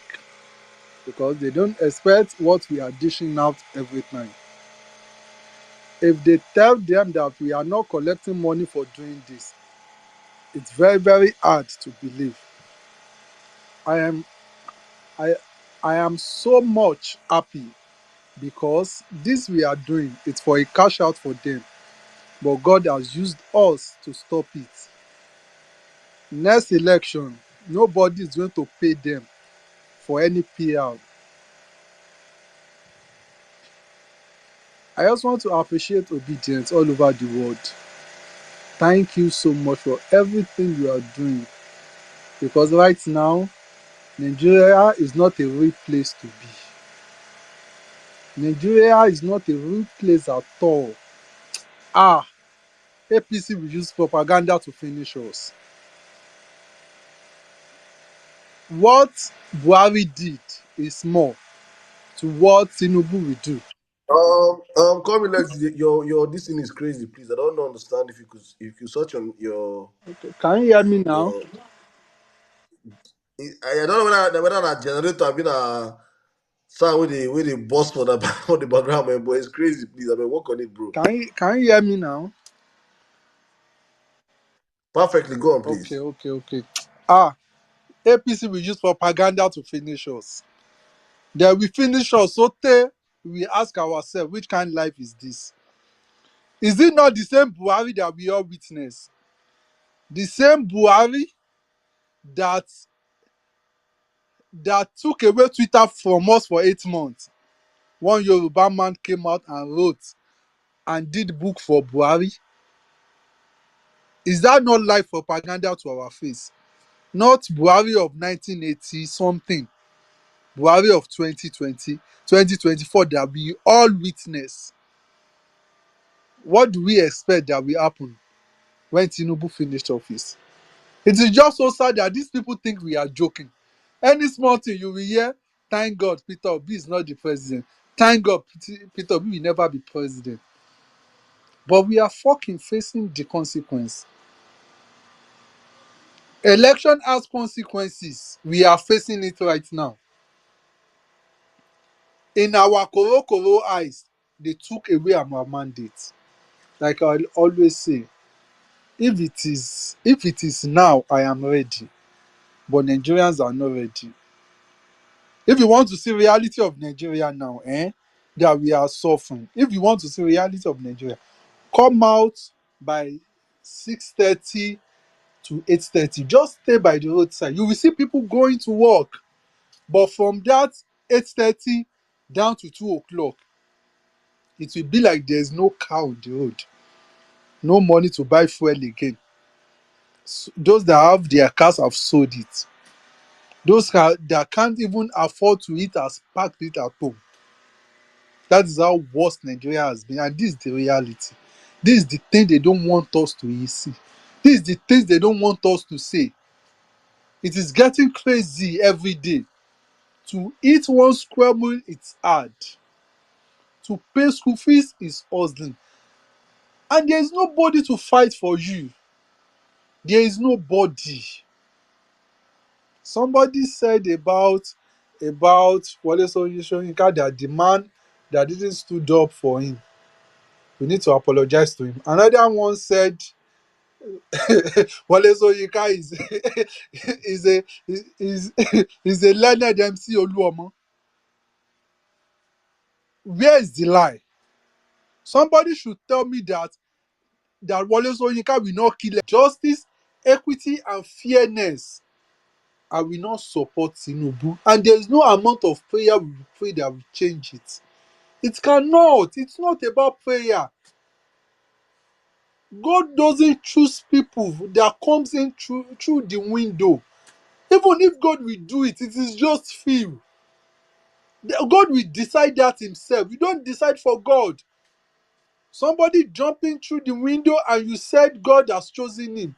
Today I was hearing in news, can't President everybody march to welcome Tinubu? I'm saying this because I'm a Christian. Where is it in the Bible that we should support evil? The bomb blast that happened in the Ibadan, you think Peter Obi will not be there? You think Earth will not be flying now? Do you think? But what did this man said? The useless people, they now snap picture with paper, something that you will not read. Whereas there are a set of people, young adults, they are praying for better somewhere. They are eating away our future with their 10 hands. They are not even eating it with one finger, 2 fingers. Every day you see them. It is obedience that is their problem. It is Peter Obi that is their problem. Whereas all these people knows the truth. They knows the fucking truth. But it is just a matter of time. I know we will get it right. When the suffer reach one stage, nobody will tell us before we mount the street. I keep saying it. We are still enduring. Every opportunity I have, that's what I used to say. I will tell them, Sheba wa lokan. Let's continue suffering now. You now said it that our lokan. Let's continue suffering. There is no money. There is no job. Nothing is working.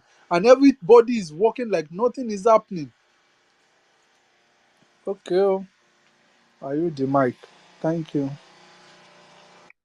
All right. Thank you very much. Thank you very much, Komi Lexi. Thank you very much for that submission. So there's one of the news that Parallel Fact broke not too long ago. You can check it out on Parallel Fact and about the leader of Miyetti Allah being arrested. I think 1 or 2 persons have mentioned it earlier on the space. I just want to use it to buttress what I said earlier about APC being a terrorist organization, so you will understand. So apparently, why they arrested him is that I think some days back there was this news about flagging. They flagged a security outfit, to put it like that, on so Mietiala flagged in Nasarawa State. Now, so the arrest is not a problem. I think logically speaking, he deserves to be arrested. But do you know who else deserves to be arrested or deserve to have been in jail by now for flagging security outfit? Is Asari Dokubo. So here's the point. I actually think it's just that this particular man, maybe his memo for him to create another set of terrorists have not been approved, and he went ahead to create it.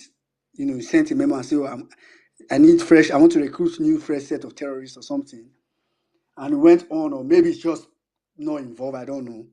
But my point is, ask yourself, I mean, what, as a matter of fact, I think what Asari Dokubo did, just, all of you remember the old turn-by-turn video, flagging an outright military looking, not even some way where they wear oversized uniform, an outright militant looking, not military, an outright militant looking army play the video. Why? So my question, or what I want you to think about, what's really the difference? Why was Asari Dokubo not arrested for fronting a security, quote unquote, if he called it a security outfit? Why was he not arrested? Instead, he found himself in, the villa. After that, found himself at the court a couple of times. What is the difference? Now, I'll tell you the difference. The difference is that one was officially approved. The other one wasn't. Asari Dokubo's militants and terrorists were officially approved. It's in the books. Their activities is in APC's books. But this Mietiala guy, unfortunate, maybe now that they've arrested him, they may finalize the final works to create a new set of mess for Nasarawa State people. APC really, indeed, actively sponsoring and facilitating and participating in terrorism in Nigeria. APC is the one single-handedly causing insecurity in Nigeria. I'm telling you this. I don't know how best to convince you, but it is just it. It is just it. So it's difficult to expect the problem to solve the problem. You understand? It's difficult to expect the problem, in bracket APC, to solve the problem, in bracket security problem. So it's crazy. And I just heard, I think I've seen it as well on the tier not too long ago. I don't know, it's crazy, man. That the whole family was born at Magu in Plateau State today. The way people die in Nigeria is crazy. Like, people just die. It's very difficult to die. I don't know if normally it's very difficult to die. If in normal countries, if somebody die, you go no say that person, nothing will save. He don't die. The person don't die. In Nigeria, people just die like normal. It's people just. I mean, though that family woke up today thinking they would live and sleep this night, but they got burnt. A family. Anyway, on that note, I'll go straight to Anzi, after which I'll come to real level base. If you're in the speaker section and you intend to speak, please ensure that your hand is up. If your hand is not up, I'll assume you don't want to speak. You just want to come and chill, and we'll probably have to take you back to the listener session. So if you're in the speaker section and you intend to speak, check your phone and be sure you're in the speaker section, then put up your hands. Maybe you didn't know you were in the speaker section. But if your hand is not up, I'll just assume you are not ready to speak, then we'll probably have to drop you. All right, quickly, I'll just go straight to Anzi, after which we'll go to real level best. Well meaning, thank you so much. Greetings to everyone. Saddam, Mommy Bolanle. Omoye, thank you for that gingering message. Real ever best. I salute to Oladipo. Ekaleo. I hope the family is doing well. Call me Lexi. Greetings to everyone on space. I don't have much to say because there's nothing I'm going to say that is totally new or that nobody has heard of before.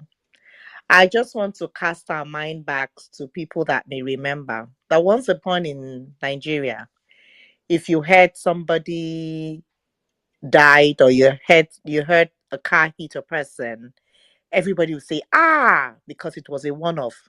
So maybe once in like 5 years, and everybody will be traumatized, and everybody will be worried, and everybody will be thinking and sending consoling messages. That was then, because it was such a strange thing. I mean, because everybody lived peaceably. Today, a child will walk on the streets and walk past a dead person or a burnt person, and it's normal. The child would not even cry. The child will not even run away. The child will keep going to where they're going. Today, it is normal for you to wake up in the morning and the pile of rubbish next to your house is a dead person, severed in different parts, and you go about your day. Today, you go into the market to buy something, and maybe gunshots happens in one side of the market, and you continue shopping and you go about your day. Today, you attend a party, and maybe 3 houses down the road, there's a robbery going on, people are being kidnapped, and the party goes on. That is the Nigeria we live in. A few years ago, when there were bomb blasts in Iran and Iraq, and we saw the aerial map, and everybody say, yeah, what happened this? Today, Nigeria is in that list of aerial map view where they will show it to you on Google, and there's a square that looks like a pile of rubbish that used to happen to people, where people used to live. That is the Nigeria of today. Today, we see a bunch of old women that sit down and canvass and sing on their mandate we shall stand, and begging the government to give Betta Edu a second chance after she has been publicly shamed and made known to the world that she stole. In other words, it is okay to steal. As long as you can beg, we will forgive you. Saddam said something that one of Nigeria's biggest problems is that we forgive too early. We forget to stay angry, because if we stay angry enough, you will do something. And I agree to that. I second that. And so today, you wake up in the morning and go out, and you don't get worried over what is going on, as long as it is feeding your stomach only. So Nigeria is not a place for faint-hearted anymore. Nigeria is not a place for wonderment anymore. We are now part of a nation where anything happens, anything goes, and we even have terrorists doing TikTok. In fact, that should be in Guinness World Book of Record, because right now I've never seen any TikTok person that is a terrorist that flashes their faces. But now we have it in Nigeria, and it seems to be normal. Today we have a president that does not see the need to even console the nation after a shocking thing happens. But we see a governor that presents the reported case as if he's handing over a certificate to a president that is illegal in office. So more new things are going to happen in Nigeria. I just tell my brothers and sisters, brace up for the new Nigeria that we are finding ourselves in, because the fire is only going to get hotter. The debris is not dying down. More things are going to be ignited so that we get more angry. Today we are discussing male and female. We are getting all forms of distractions. Not one time have I seen anybody coming to say, I'm a student. This is the student loan the government promised, and I am a recipient. I am going to school with my school loan. I have not seen that. And the loan that was allocated for students to use in going to school has been swept under the carpet. But yet, a 37-year-old Betta Edu stole over 84 million or billion naira. I can't even remember the zeros now. And is working Scotland is naked in front of the world. And nobody sees anything wrong with it. I yield with that. All right, thank you very much, Madam Manzi. Thank you very much. All right, quickly. Okay, I'll go straight to real ever best. After real ever best, I'll come to Henry.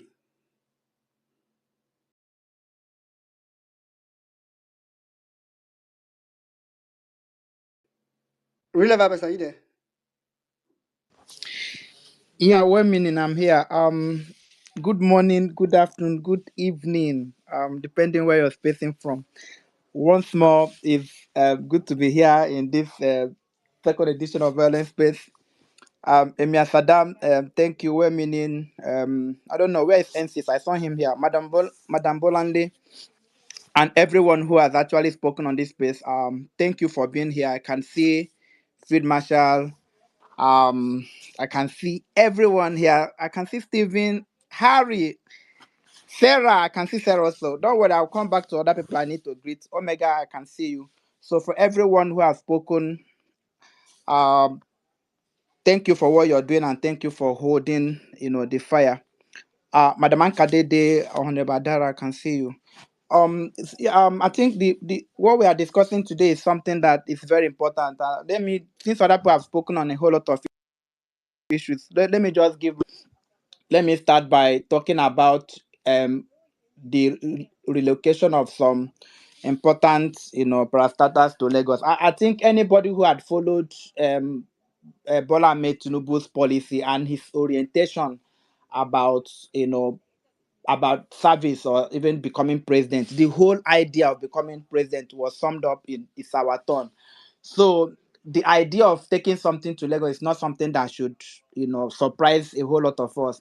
One, Bola Ahmed Tinubu would even want to create, at the end of the day, by the time he's leaving office, if he's going to be alive, by the time he will leave office, he would also want to create a kind of system that will enable his cronies, to take over, just the same thing he did in Lagos. But if he's not able to do that, he's going to make sure that he's going to shift a whole lot of attention to Lagos. Recall that the reason why the capital was moved from Lagos to Abuja was to decongest Lagos. I want to take that again. The whole reason that at least they gave why the capital should be moved to Abuja was to decongest, because Lagos was getting congested. And again, they looked and said, oh, Abuja is like the center of Nigeria, so it's better that, the capital should also be moved there. I think another reason was that was advanced also was because, Lagos is just close to one of, the seaport and all this, and nation's capital, by right is not supposed to be around coastal area, because if in times of attack, it's easy for your enemies to attack you, your invaders to attack you from there. So it's always good that the capital is taken out of. So those are the reasons, but at least the most important part was to decongest Lagos. And this thing was done at a point when there was, series of, military coups and all the rest of them. So today, Lagos in itself, even having even moved capital, the capital from Lagos to Abuja, Lagos has not still addressed its congestion problem. It has not been addressed, and a man now is thinking of now taking some part of Abuja now to Lagos again. If he had the intention of trying to say, okay, these things are too much concentrated in Abuja, let us now spread it around. Perhaps it should not be Lagos. Perhaps he be thinking of other, states in Nigeria. And if he has goodwill, if the mindset is just to do the right for the country, but the mindset is not to do right for the country. It's this attitude of Nigeria, like, oh, it's our turn. So a Yoruba man is in this thing. Let me see how much I can accumulate, for my people and not dress up. But the unfortunate thing is that even if he decide in taking everything that is in Abuja to, he won't actually benefit the ordinary person on the street. He won't actually do so much. I think what can benefit everyone is when a government does the right thing. If you do the right thing, it wouldn't matter whether you're Yoruba, whether you're Hausa, whether you're Igbo, whether you're Christian. It wouldn't matter. Everybody will benefit. But what happens is that when our people in leadership think about, when they are thinking is so myopic, they will end up doing things that will destroy the country. And that is why he's getting the pushback. And you can imagine the people who voted him are the ones now, Ariwa. That's why these people, I don't take them seriously. So the same people who voted him are the one who say, oh, he wants to, and I don't know what you want me to say, because everything that we needed to say, we said it before the election. But some of you who is carrying religion on your head, you say, oh, as long as somebody answers a Muslim, is better than every other person. At the end of the day, all of us are in this thing together. It doesn't matter how many Quran you read in a day, or how many Bible you read in a day. All of us are actually facing, you know, the problem. APC is evil, and those people who find reason to justify what is happening in this country, like, it breaks my heart. It's mind-boggling. And there's something that the elites in this country do. During election, they will say, "Oh, but this man is not, it's not supposed." Immediately that person gets into office, they will find a way to justify what the person is doing. It is in the news media, it is, among, the people you call GOs, they will tell you, "Oh, it is God that put people in position," and blah, blah, blah. They will give all manner of reasons to justify it.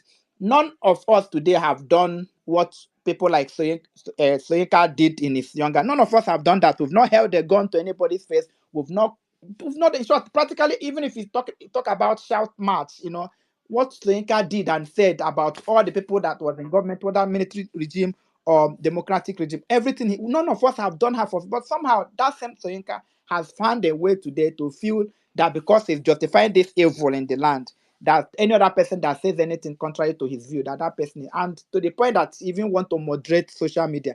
And I don't know how when people want to talk about social media, like this suspension of intelligence, to think that it is only in Nigeria that people come on social. If you go everywhere, all of us are always on this media. Both Americans on the media, insulting their leaders. You see Democrats talking about, the Republicans. You see Republicans talking about everywhere in the world. If any media you enter, you see people criticizing their government. They are free, but somehow when you come on media, they say, "Oh, we are not intelligent." So you can now have to be the new moderator to open an university where you're going to train people who will be so much educated in such a way they are the ones who will come on social media and talk. So some of us that are not educated, we are not supposed to speak on social media because we are barbarians. That is where we have gotten ourselves to. And I think it is this our movement that has actually created a platform for giving people voice. At least if there's no other thing we have achieved so far, the fact that Nigerians have a voice, who can speak up, who can actually hold our leaders accountable. And this social media is one very important medium through which, most people come and speak, either for good or for bad. At least whether they are half educated, whether they wear good clothes, whether they live in good house, whether they wear good shoes, it doesn't matter. But at least they come on social media, they have the right to express their opinion. And that is what it should be. People should have the right to express their opinion. In short, free speech. I was discussing with I don't know, was it somebody, and say free speech is not just about good speech. Even bad speech too is also it should be free, because people should have the right to express themselves. So APC is evil. Bola Ahmed Tinubu is not going to do right. I said it on the last space. I said, even if we stop talking, even if all of us, those who are Muslim, go to mosque with Quran every day. I know some of us that are Christian go and pray for Bola. It will not work. So the problem is not how much we pray or how much we don't pray. It's not going to work because the man does not have what it takes. It does not have good intention. It does not have the abilities to be able to lead a nation, especially a nation that is in despair. And I think I also want to join my voice with Saddam. I would just want to hide on Saddam's back. I think I carry Trump on my head more than even, but I just want to hide on Saddam's back and women in Nigeria and every other person who has spoken. Please, for those in America, please, people should root for no matter how much you hate Donald Trump. I think his worldview is something that at least one can relate with. I'm sure if they might not do much, it's not so much that they are going to come here and fight for us, but there are things they will do that will actually. I remember what he said about Buhari. Even when Buhari visited him, he had some unkind things to say about. And this kind of person, he detests this radical people and all the rest of them. So those are the kind of leadership that won. America is an important country in the world. We should not lose focus. I know that most time people talk about immigration. I don't think there's any country that should open their border, to allow criminals. And when people talk, I know that a lot of people talk about immigration. If you watch American immigration, most people that go there, that enter, that whether it's asylum and not the rest of them, it's people in the Middle East. They are, especially these people from the Islamic, and that's where you have a lot of problems in the world. How many Africans just get so lucky to get into America by illegal immigration? How many of us? How many Christian countries go there? None.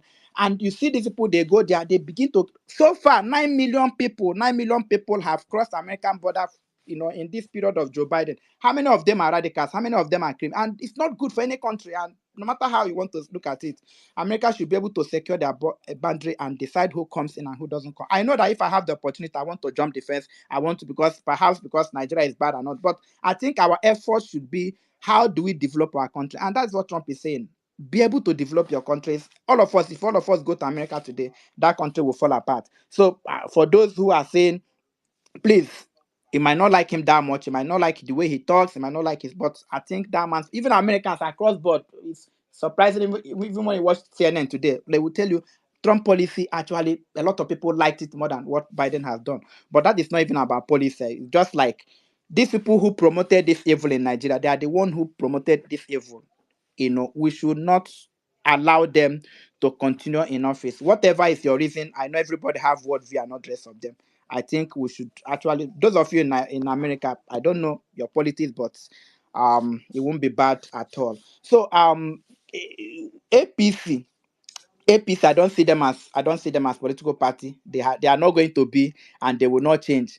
And everybody in this regime, everybody who try to justify APC and what they are doing, people talk about Betta Edu. I don't want to talk about, because all of them in that APC government are just like Betta Edu. And people will try to justify whatever Bola meeting. They will try and find, because it's only politics. Politics is the highest paying master in Nigeria, the highest paying job in Nigeria. So government patronage is something that's why most times it's difficult for people to be in opposition, because before you know it, they will run out of fund. They need to pay their children's school fees because they put them in high paying schools. They need to fuel their car. They need to maintain their concubines and not the rest of them. So what happens immediately you lose power? You want to go to that's what happens. So those of us who are here are the ones who are the real opposition. You will be surprised, even those people that you look up to as your leaders, one by one, they might be going. I pray that they will find the strength, they will find the courage to stay here, because that is the only way we can win. It's not, I know it's difficult when people look at this administration, they say, oh, because they're going to do this, they're going that. No, if we continue to keep, put this fire, they won't know when they will misfire, they won't know when they will misstep, and we can take over this part. So let us be consistent. Look at even people like Soyinka, that is their mouthpiece, is shaking and say, oh, barbarians. When you see people who are educated start descending to the arena of joining, just having a short match with you, that they've actually lost it. So for everything that we are doing here, we should continue.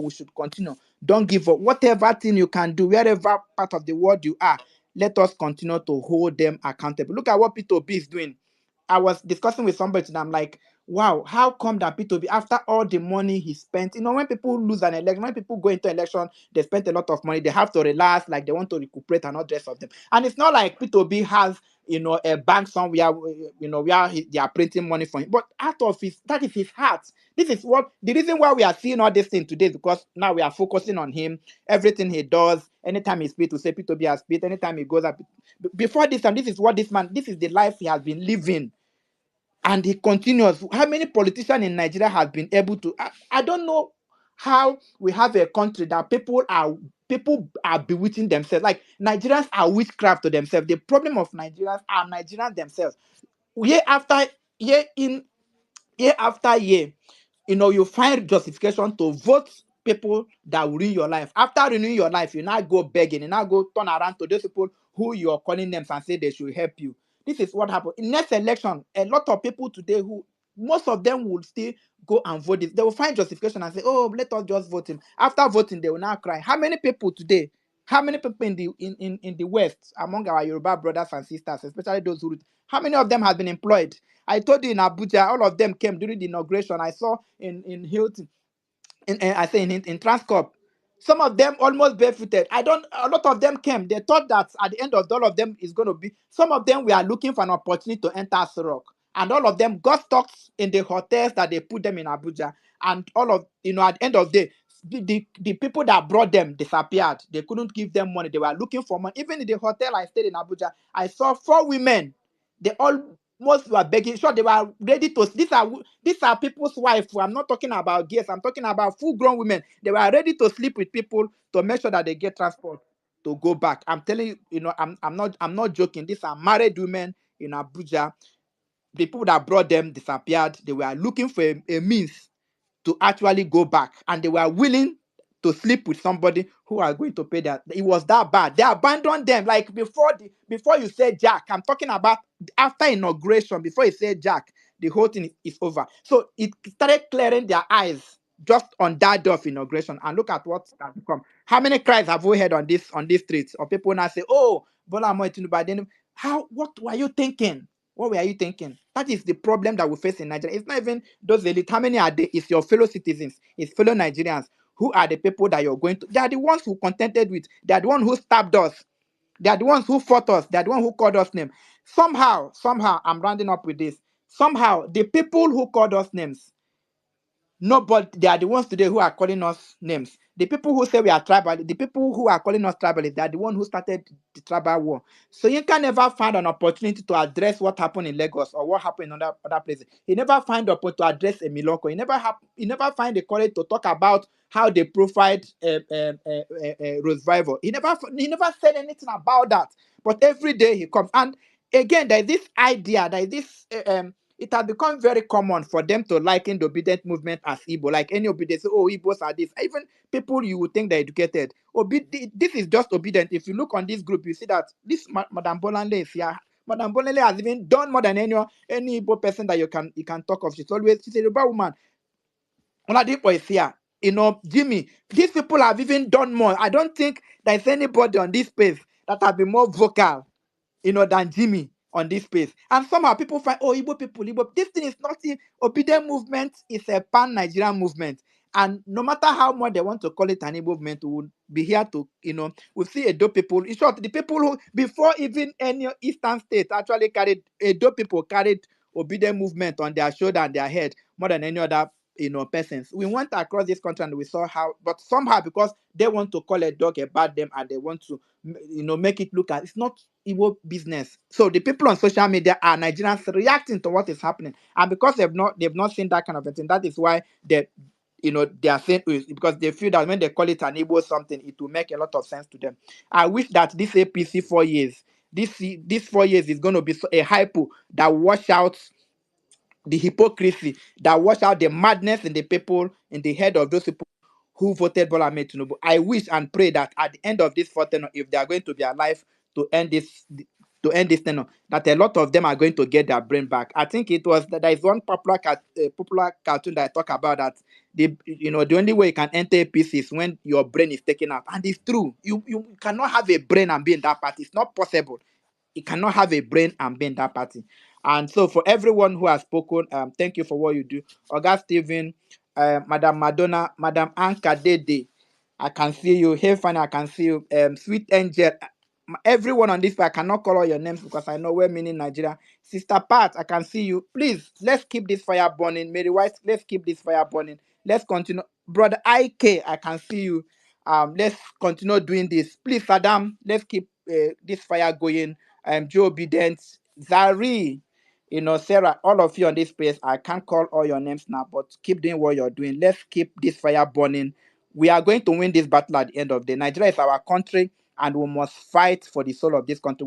For now, we don't have any other country than this country, and we must fight. We must continue to fight. And one thing that we should not forget, let us actually speak our truth. Let us actually speak our truth. I know most times it's difficult. Speak your truth. If there are radicalism somewhere, talk about it. That is the only way we can get out of this quagmire. There is no more time for political correctness. That is why most time people, when I speak up, people say, oh, why? No. For a long time, we have been this cordial. We have been let us know. You don't have to. If there are people who are supporting terrorism, if there are people in the north who are saying, oh, let us, this Fulani herdsmen that is carrying AK-47 today, it is people who actually supported them, who are giving them arms that they are carrying. Tial and all the rest of them. Why should we not talk about it? We should be able to speak up, because the people you think that are educated, I've told people that the problem of radical Islamism is educated people. It's educated people. It's educated people who are supporting them. They are the one who buy them gun. Do you think all those headers, you go to a black market and be able to buy gun? They will not be able to do that. The people who buy them gun are educated people, and we continue to shame them and speak up. And when we speak up, you see that things will change. So thank you everyone for giving me audience. I appreciate you. If I don't mention your name, please just know that I love you so much.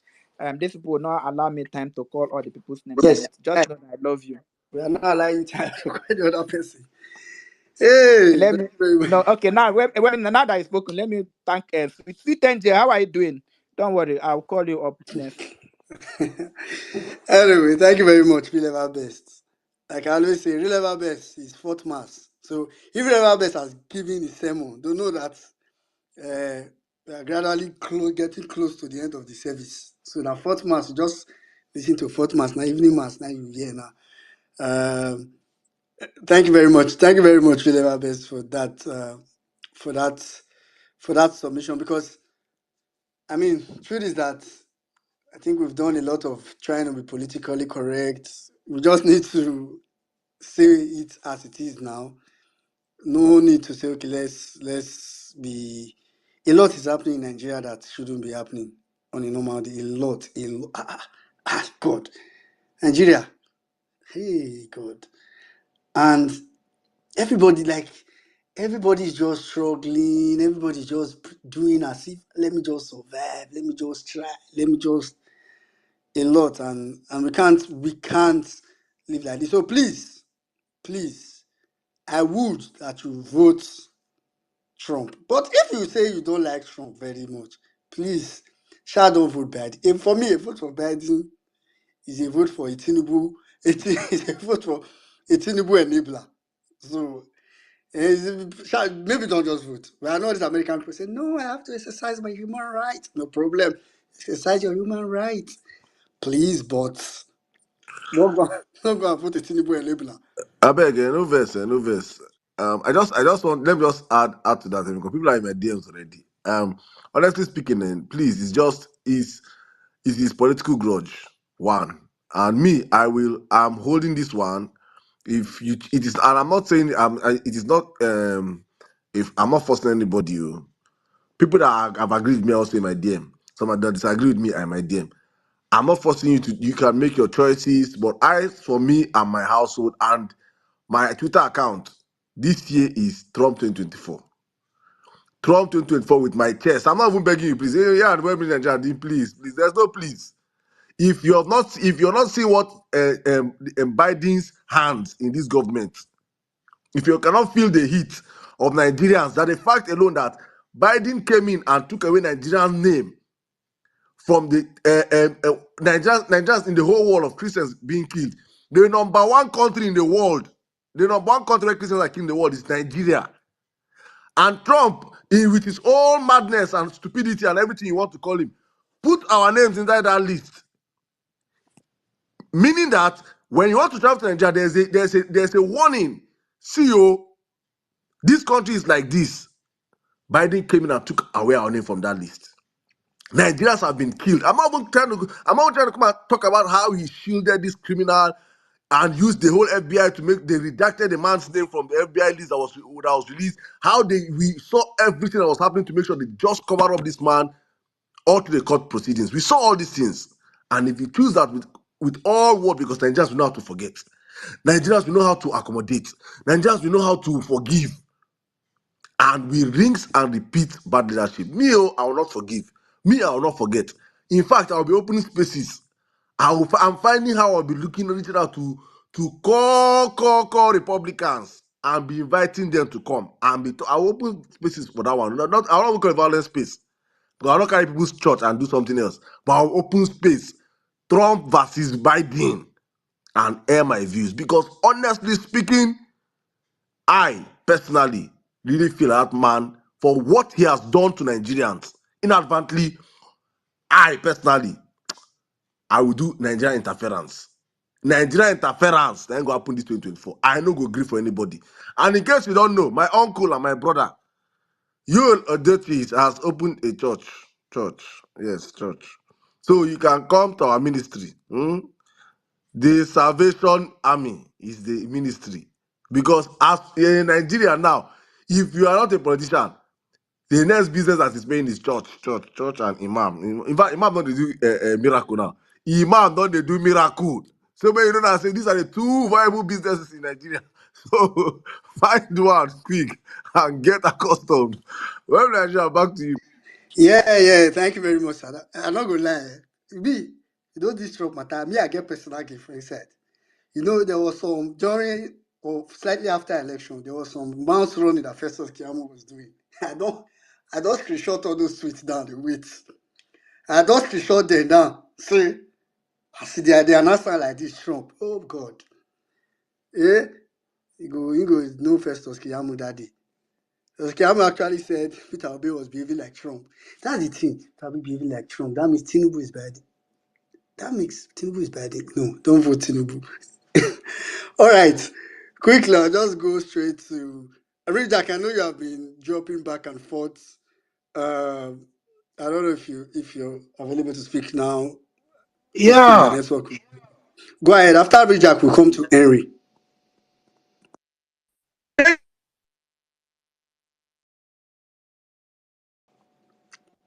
So thank the you, network sir. no one agreeing you.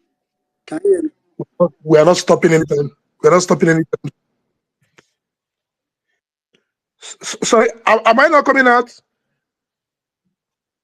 Okay, just go on. I think we can hear you now. I think there's a lag, but go on.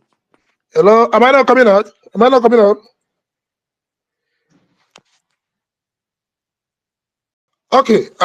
Thank you very much. I think I just want to give my own 2 cents on all this whole thing that is happening.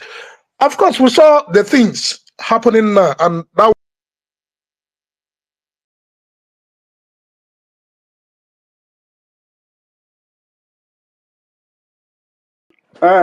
Jack. This network is not. Okay, I think it has been dropped. Anyway, Jack, I can tell your network is really struggling because I know we've had to bring you up a couple of times. All right, if that's it, quickly I'll go. Oladipo, I don't know whether I don't know whether I sleep don't carry Oladipo now. Wait, Oladipo, are you here? If Oladipo is not here, I'll go to Henry after. I'll go straight to Henry. But Oladipo, are you there? All right, Henry, please go ahead. Hello, good afternoon, good evening, everybody.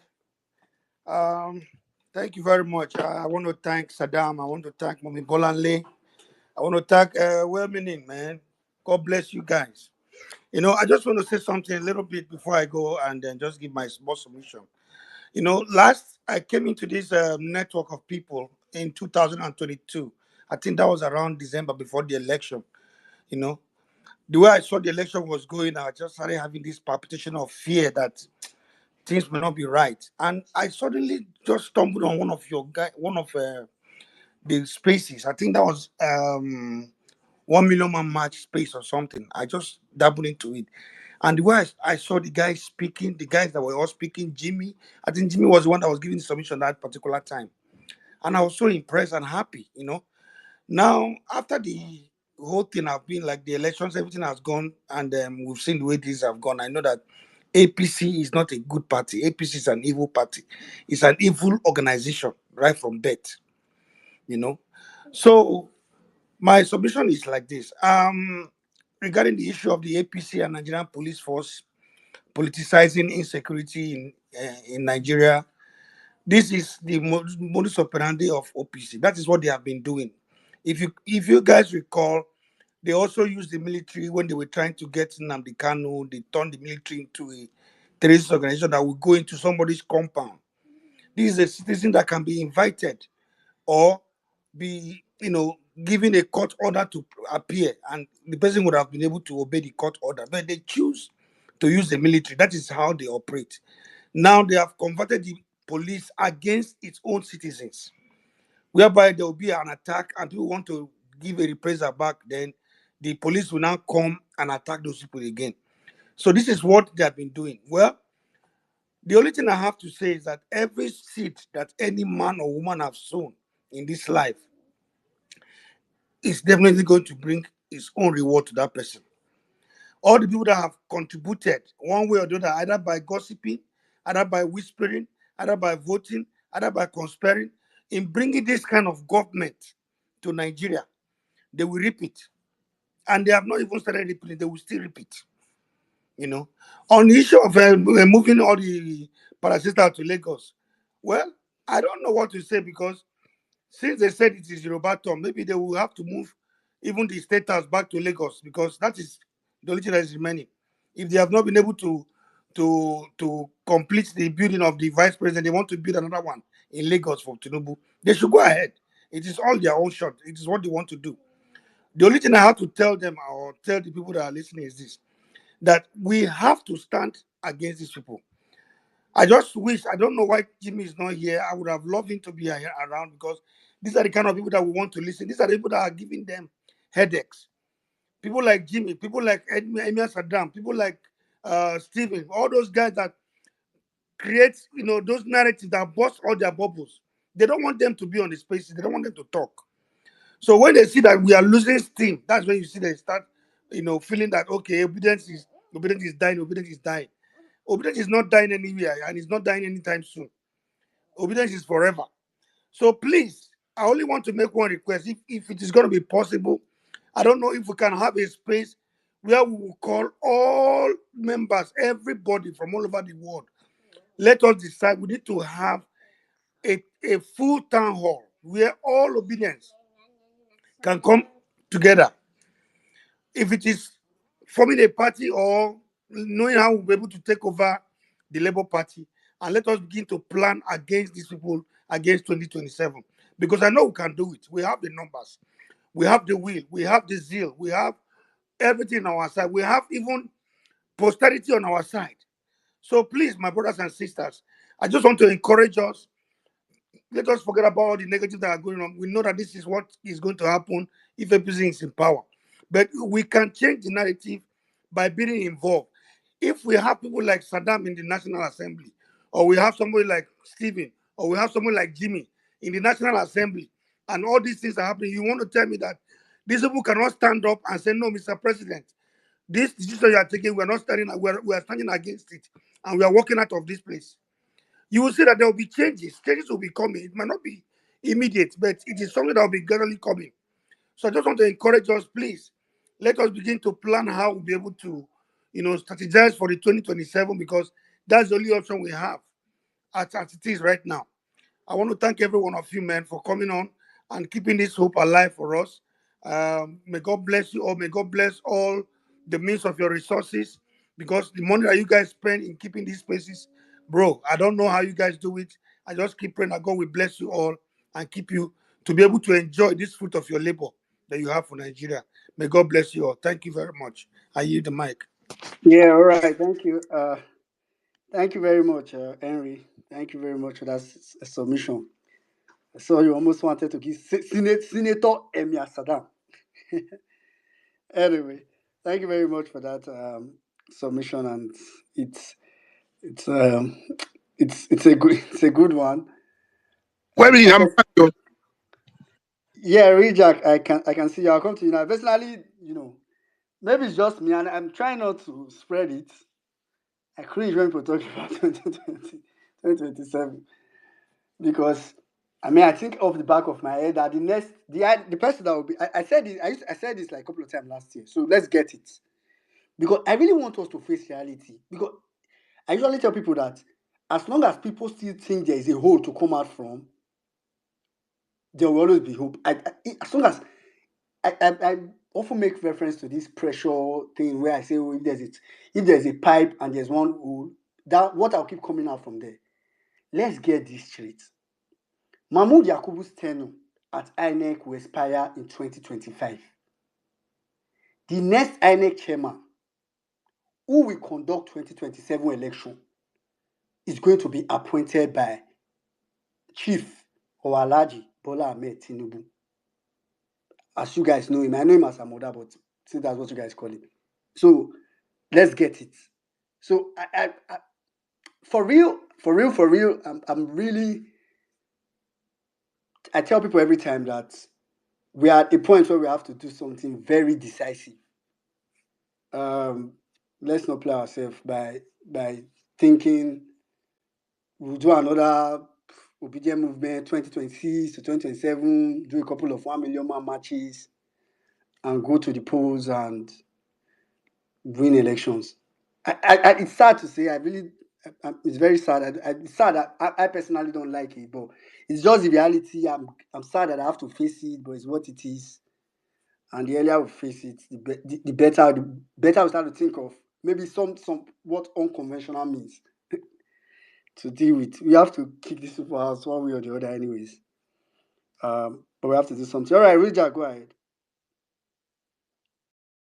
Okay, wait a minute. Thank you once again. starting from where I stopped earlier. I think first of all, just like you said that the drug dealer and the certificate forger is the one that is going to appoint the new INEC chairman. That is their legacy, and having their stooges and puppets means still doing the same thing they did by prosy, and you know what that means. So I think one of the critical things or the areas we're going to look at is how to actually match these people this very time around, not only standing up to cast our vote, but making it impossible. Rejak, I just addressed that because I didn't, so we don't veer far from the topic. Okay. I addressed that Okay. because I raised it, not really because I want us to. 2027 is still far. All right. No problem. Okay, I never finish people by that time. Okay, no problem. Having said that, okay, let me go back to the topic. First of all, if you look at APC, look at the Nigeria Police Force. Of course, you know, Nigeria Police Force is the new bigotry in town now, the new sheriff in town. They are the one doing the exact work the APC is doing. Of course, you know, the continuation of Buhari's regime, that is the propaganda is what they ride on. That is what they feed on. They throw it out there, running the government and the country with propaganda. Now they know that people, the masses are familiar with their propaganda, so they know how to use the federal government institution, both the judicial arm, the executive arm, and legislative arm. They have to use them now to extend the propaganda to the people, so that it's not going to look like it's only the so-called presidency are the one running the propaganda. That is why you see the Nigeria police can come up to formulate a pseudonym like Chinaza Philip. Of course, and you see that the army have just released about 1,700 and something bandits to say that they have integrated them back into the society, and these are people who have killed so many persons. Now, the next thing you're going to hear is that they have also integrated them into the army. And these people are the people working with those of them, the foot soldier, in the bush, abducting and killing persons because they are not alone. Like somebody just rightly say here, it's only in Nigeria you see bandit kidnappers doing TikTok, have their faces, have their accounts, have their number, calling people for ransom. And somebody somewhere is saying they don't know where they are. And somebody is trying to convince you that they are not part of them, because they are part of the system. When they want to hold the government down, or they want to exploit the system that they feel is not favoring them, you see them come up with this, not only this bigotry, they indulge in crime using the government institution, because they are in the government. Of course, you know, the rat inside is the one that tells the ones outside how the inside look like. So when the one outside is operating in that particular apartment, that one will operate perfectly, because you already know the system, how it works, because there is a collaborator, there is a conspirator somewhere. So this is how they are working. Now, coming again to the area of moving some parastatal to Lagos, you see, what this so-called Tinubu is actually doing now is division. He's trying to cause the division. The division they say they are protecting, they are working against. It's what Tinubu is actually doing, because he cannot tell me that all these institutions are there, and he just entered into government. The same government we are crying. Why did they stop Ambode? They stopped Ambode because Ambode suggested that they should decongest Lagos. Maybe they should take another seaport to elsewhere, maybe towards the east, so that Lagos will be decongested. Now, Tinubu and Crony did not go down well with them.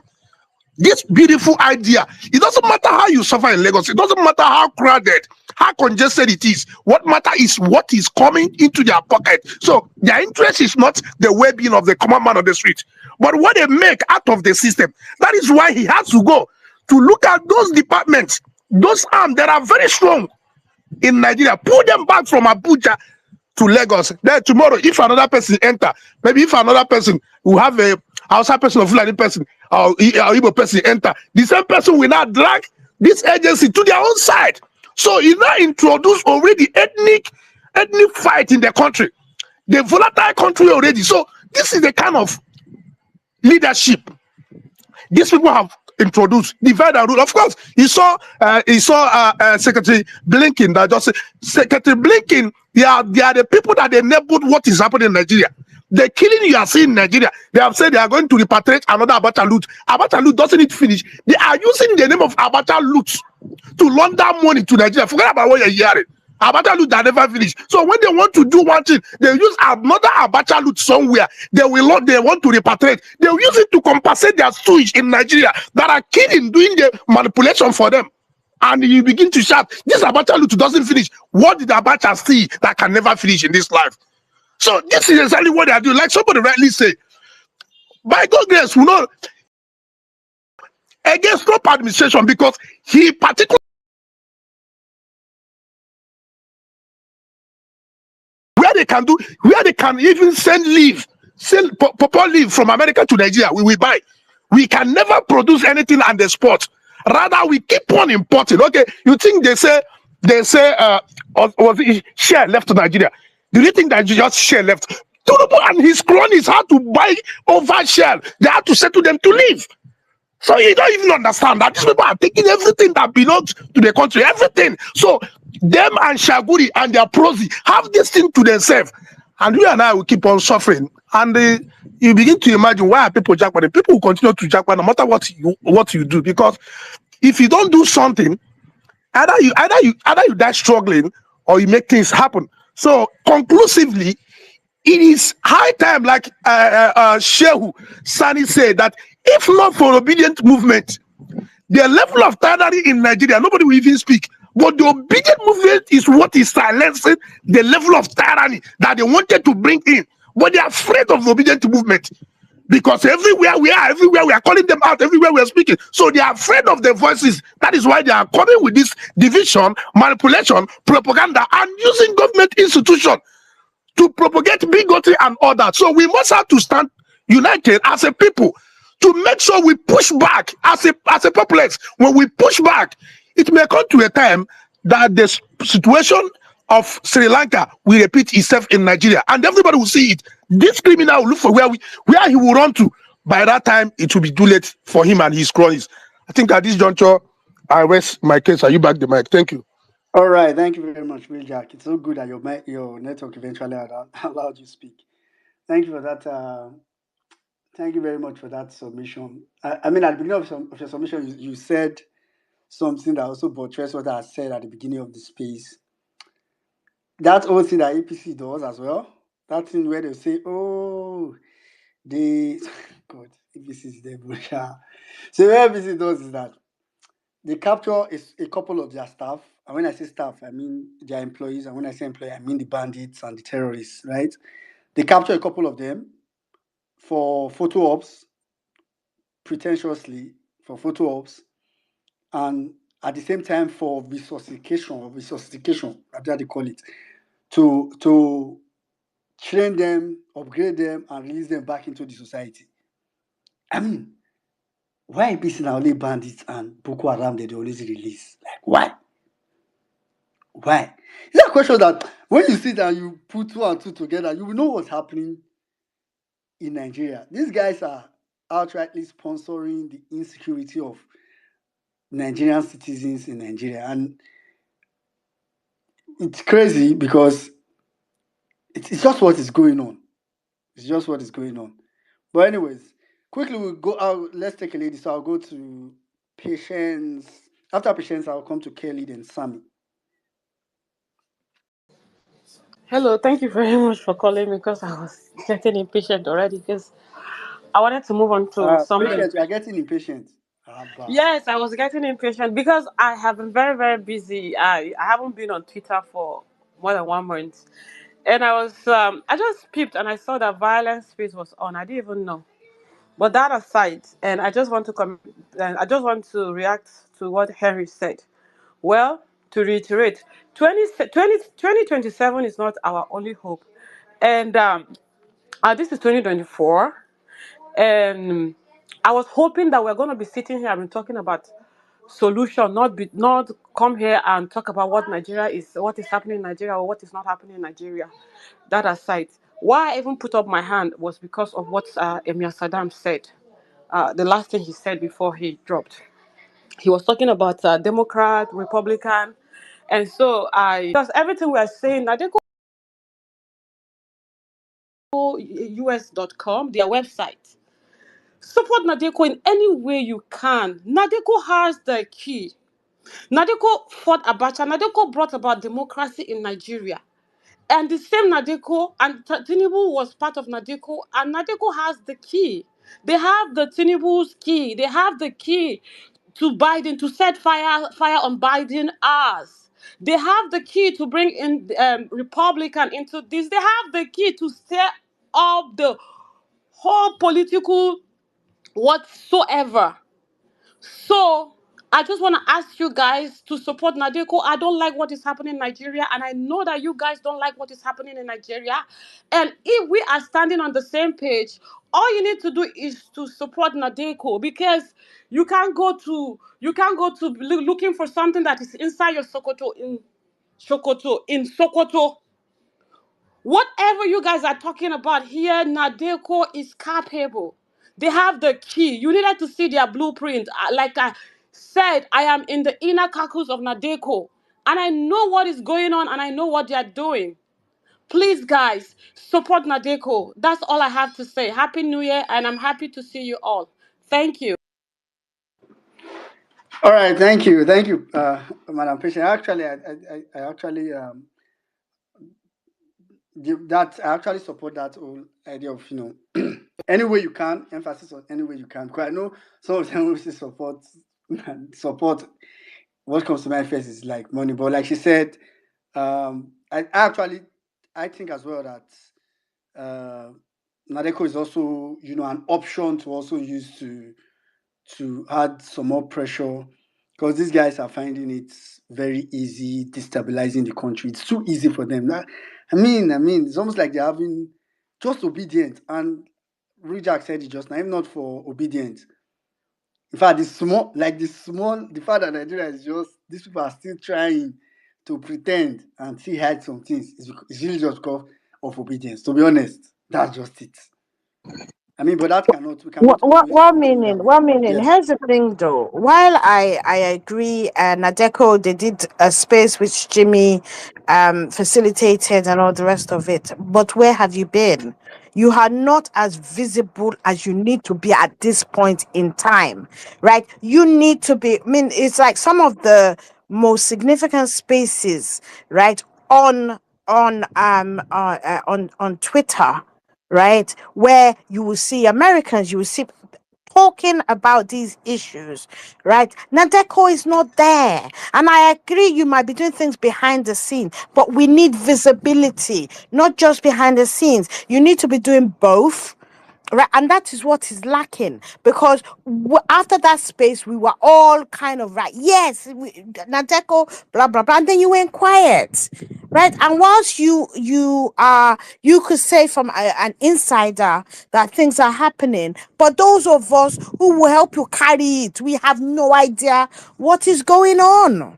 Right, and if yes, you know how to do the pressuring, you probably have the all the links and all the rest of it. But here's the thing: obedience are good at one thing, and that is getting the news around.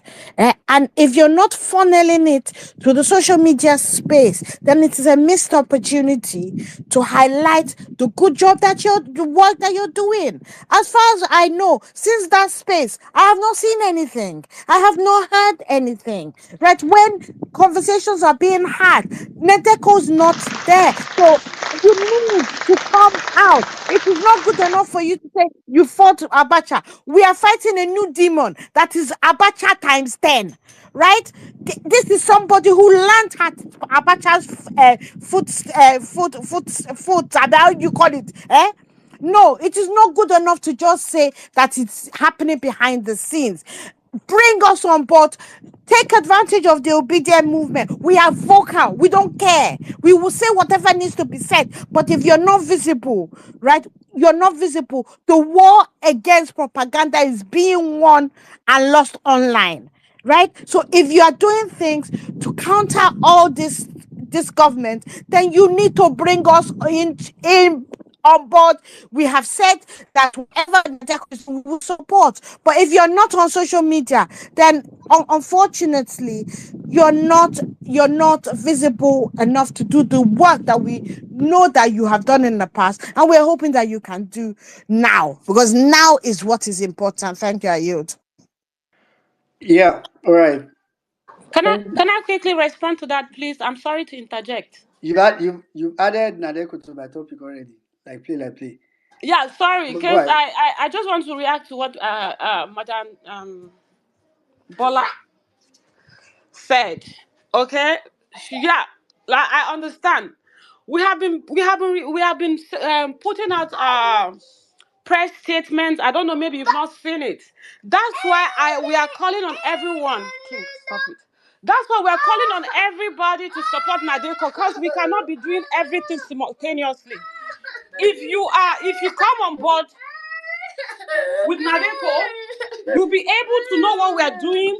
If we are in our meetings, you understand what we are doing, and it's our collective effort. Okay, division of labor. We can't be doing everything at the same time. We're doing a lot already. So if we have you guys on board, of course, we'll be able to brainstorm and see where we're going to be pushing the information to. So it's a collective effort. Let's just join hands together. That's why I say you people should support Nadeko. You can support Nadeko any way you deem fit. Of course, even the social media. Yes, we have our handle here, the social media, and we're working on bringing it up. And then we also need people to come help us in our media department. We have different departments, and we need hands. Okay, we can't be doing everything all together by ourselves. That's what I have to All right. say. Okay. We're all Nigerians, so please let's support Nadeko, and All we right. can all do this together. Yeah. All right. Thank you.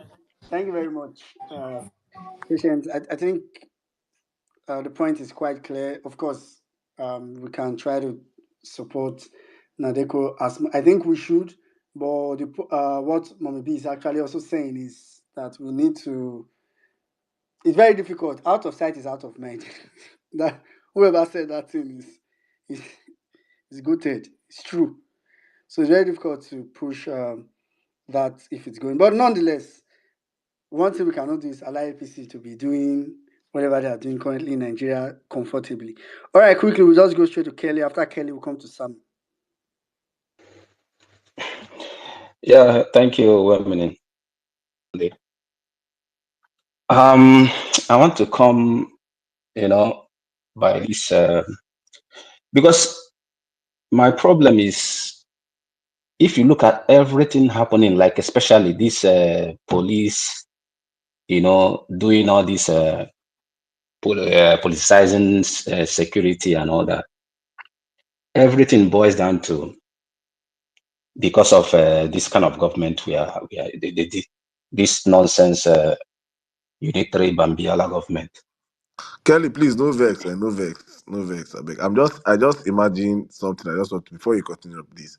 I just imagine how Donald Trump we call Bulaba, the drug baron, how he will refer to him, the drug baron, president of Nigeria. God, please, Trump 2024. Kelly, continue. And say Trump will get bad mouth now. So as I was saying, if you look at how, because we Nigerians, we are too, I don't know, we forget very easily. That is the problem with us. We forget very, very, very easily, and we don't stay on the subject. Before election, everybody was talking about restructuring. That is the problem of Nigeria, that we need to restructure. But after election, it seems like we are just distracted. Nobody talks about it anymore. We don't even talk anything about it, and we started talking about another election again in 2027 when we just finished another election. So this thing, it's kind of I've been worried all this while, saying why are we not staying on the subject? We need to restructure this government. Look at the security. Look at everywhere, killings everywhere, kidnappings. We can't just have this kind of government. It won't work. It's not going to work. Somebody won't just stay in Abuja and conducting all this nonsense. If the security and everything is restructured, somebody can't stay in that place and be doing this nonsense of politicizing security. Because from my state or from my region, I will be the one controlling my security. So you can't politicize security for me. So we're supposed to be banging on the door, talking about this restructuring, because the whole party before election, all of them say that they're going to restructure. If all of them, they say they're going to restructure. So why all of a sudden after election, we all of us we get distracted and nobody talks about restructure anymore? So this is my problem, that we've forgotten about it. We need to be hammering this thing. Talk about it. Let us okay. Look at what is happening in the north. The Boko Haram, they have put them in military. In the other side of police, they recruited thugs and the criminals into police. All this nonsense. They are causing problem in this side. So how do you expect insecurity to go in Nigeria if they keep on doing this nonsense? If the security of this country is structured, every state and every region recruit their own security and the way they want it to be, all these things won't happen. Because if not want to do this, they can do it. It won't affect me in my side. So please, my problem is that we need to start hammering about this restructuring again. My brother, Yeah. Kenny, let me help you. When you say restructure, who are you hammering it to? Hammering to the government, to our senators, to our House of Reps. The way we are talking about, since all our spaces now, we don't talk about it anymore. That's what I'm talking about. But you understand that for you to have whatever let's say restructured system that I understand that's what Nigeria needs. It needs a true government that understands restructuring is important, right? Yeah. But Tinubu is restructuring now. He has moved some things to Lagos. That's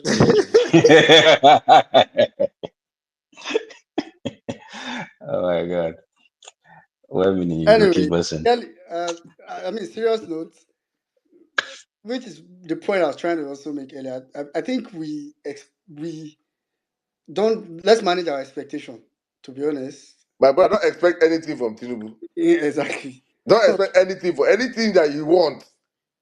Anything you envisage for Nigeria can never come through Tinubu. Forget it.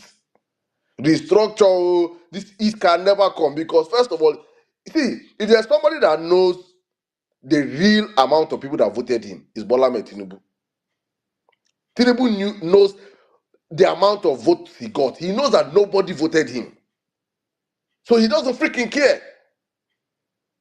So whatever agenda you think, whatever good thing you think that should be done, he no go do am because he knows say now him money put am for power, not your votes. We did not vote him to be president. It's his money that bought him that place. So what his money can do for him is what he will do.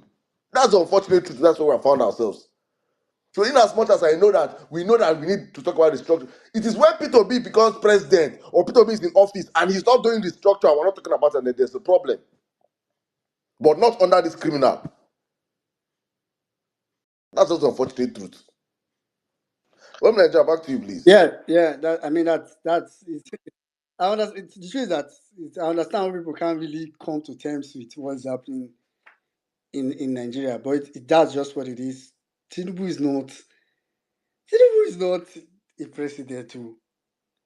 Like, Tinubu is not someone that won an election and is a president. Sometimes I think we mistake Tinubu for like a president that has bad policy. No, Tinubu is a bad. He's not like He does not have any policies. Say it, Jare. Yeah. He doesn't have any.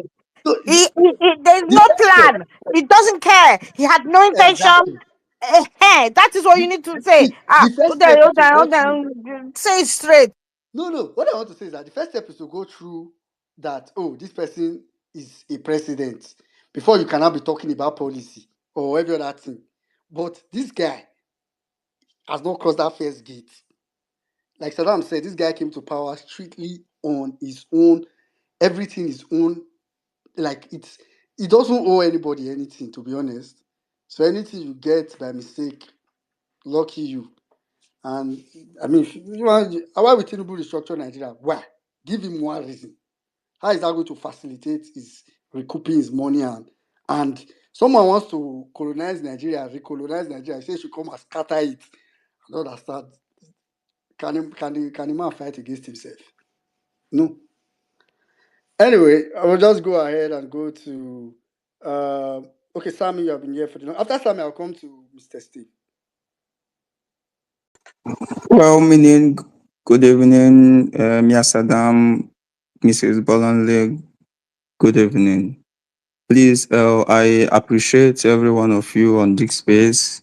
I want to use this opportunity to thank everyone on this space, everyone that has been pushing and making this our movement a success. I want to appreciate everyone. But why I requested for the mic is that I heard when well meaning said that is Tinubu that we appoint their next chairman. We are all like streaming 2027 and everything. I want to use this opportunity like to remind everyone. I know that I'm young, like I'm a young Nigerian. I've not seen many things in Nigeria. I'm in my 30s. I've not really, but last year, let's just have it in mind, like this our movement will be very we are like going to triple our effort if we want to see anything working in this country. And from the way I'm seeing this country and from the way I have seen this country, nothing is going to work if we are just like trying to move. We should apply more violence in this country. Because without that, we are not going any. Because okay, let me start from what Kelly said about research calling. I Sammy, know when sorry, when you said did you say violence or violence? we have to apply more violence. Because all these peaceful, let's do peaceful. What kind of just define your terms. What kind of Yeah, so violence what are My kind you of talking violence violence about? do you is mean? That's what I want to my know. violence is everyone that wants this country to work. We should just come out to the street and make our voice heard. Okay, that's why I wanted you to clarify it. That's not violence, Yeah, actually. That's you yeah, being a good citizen. Go yes, ahead. yeah. When Kelly said about restructuring, they should reconstruct the country, this one, that one. I was in this country where they did confab. If anyone can remember that, good luck, Jonathan Tenor. They did confab. They brought the whole issue up. They did it. They signed the Hausas, the Yorubas, the Igbos. Everybody was on the table. They signed it. What happened? The next government sat on it. We didn't hear anything about the confab that we did, that we spent money and did in this country. Because all these things, okay, look at this man, who is you that is trying to say, okay, president of the Nigeria, who made you president? You just, okay, let me like digress a little bit. 2015 or when Buhari was in power, these people have been planning all these things. As we are here thinking on what to do to make this country work, they are there planning on their next movement. They like started pushing us to the wall. Even before Buhari, when he made a statement that he will make the country ungovernable to good luck. He just made that statement. Everybody was quiet. okay, now he now sat in power. They were like snakes, swallowed money. Everybody in Nigeria was quiet. They are just testing us to know what will work on us, what will make these people react, what will make us like, okay, now we don't want again. They are just, okay, now they are now trying to move the capital back to Lagos. Everybody is talking. We are not going to still do anything. These people are just like trying to, they have pushed us to the wall. We are inside the wall. They are inside the wall without doing anything. I don't think that even on all the civilized country, there are things that there are some things that the government will do. You will just see the like citizens in the streets, because I can remember when Trump was in power, when the citizens or occupy Washington in a well civilized country. But I'm still like trying to watch and trying to like observe what will make us, we Nigerians, not to we just sit at home. We say, okay, 2027. We are not fighting 2027, no. Let's start now. Everyone that is thinking that it's here 2027, it's now. If we are not doing it in a way that these people are going to hear us, I'm like, sorry to say, like, I don't mean to like hear or disrespect anybody. If we are not doing things that will make these people hear us, they will keep on doing things that they are doing to us. I yield. All right, thank you very much. Thank you very much, Sammy. I mean, you are right, to be honest, about, a lot is at stake, and can't wait. We can't really, I don't think anybody should even be thinking, even Peter be safe, not to think 2027 at least. All right, Oga Steve, go ahead, sir. Hello, well meaning Domo. Can you hear me very well? I'm driving. It's kind of noisy on the background, but I think we'll try. Go ahead. Okay, I'll try to be brief. Saddam, I greet you. Happy New Year to you. And greetings to everyone in the house, all the church members. Atibola, yesterday for our church, I could not convince you, but I'll try again another time. Greetings to Releva Best and everyone, our Socrates. I just came up because of Henry. He kind of touched on what we had a space yesterday, and the space was that Labour Party as the best vehicle for change. And the argument I posited in that space was looking at the realities of on ground and the insecurity and all the problems that will likely escalate. The best way to get change is a revolution to change the government. But Nigeria is too poor, according to the Zamfara former governor, too tribalistic, too selfish, too divided to have such a change. So what is left is to work within the constitution through the political system. And I say today, the Labour Party, however the misgivings, still remains the best vehicle for that change. I'm arguing that if all obedience and all those that came to support PO in the last 1.5 year or more, if we all go into the Labour Party and insist on getting our party cards, and insist on showing up on award meetings, participating in every level where we find ourselves, particularly those on the ground, and those in diaspora can join remotely where possible. I believe then we can begin to have bargaining power, more like a hostile takeover like they do in companies in corporate America and everywhere else. Otherwise, just like the last guy that spoke, whether it's Sam is his name, I fear that we will just be on the sidelines complaining. You know, the problem with complaining is that the people you're complaining to are blind, deaf, and dumb. They don't hear you, they don't feel you, they don't care about you. So no matter what we think, how people are suffering, as long as they can just continue their business of looting, taking our commonwealth for themselves, giving the 30-something-year-old minister billions. They don't care. And Nigerians will never come together to agree that these guys must go on the streets. That will not happen because of what I mentioned earlier. So why don't we, as obedient movement, really consider that since our principal PO is still in Labour Party, let's get into that party. Why am I saying this? Edo State election is coming up September this year. Next month is the primaries. I'll be on ground for that.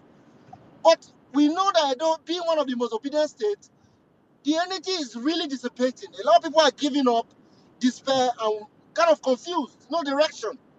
I'm asking that we start focusing on local elections so that we don't have a repeat of what happened in Imo. We can now say, no matter where we are as obedience, we must take Edo back under the Labour Party flag. Then that becomes a base, just like Abia State now, very proudly, Alex Oti is doing a whole man's job. We can begin to crawl back this structure they say we don't have. Otherwise, we will just be government critic. I have sat down with these people, at least I can tell you that now. They don't care about anybody. If you like cry from now to tomorrow, these are not, some of them are not humans. They don't care about their families. So no matter what you think, how much pain you feel, as long as they can succeed, just get convoy and make away with your resources. They will do it continuously. If you doubt me, check Cameroon. Pobia is there for 40 years. They don't care. So let's stop trying to appease them by dragging them. They don't care. Let's get political. Join a ward. Get your card. Show up. In fact, find a way to ask for an election and become the chairman of the ward. Start from the grassroots. We must get involved in the business of politics. That is how it's done in the United States. Right now, they're having a New Hampshire today. They had what they call it, the caucuses, where Trump won the other day. These are normal people that gather together to select who will become the next president of the U.S. Just normal farmers, market people. We must get down from our high horse, take a day from work, and go for a ward meeting. Please, I appeal to you. That's the only way to bring change. It's not going to kilometer 1,000 Lagos-Ibadan Expressway. Those pastors are part of your problem. We must get involved in politics to bring change. I have seen it, I know it, and I wish I can explain further. But please, support a Labour Party in Edo State. No matter what you think of them, it's still better. And if you want to support me, you're welcome to do so. Reach my DM. Well, meaning I never see your support. Oh. Anyway, thank you so much. I love you all. Augustine. Hey, all right. I mean, thank you very much for that submission. I think, yeah. So okay, I'm for, you know, joining Labour Party.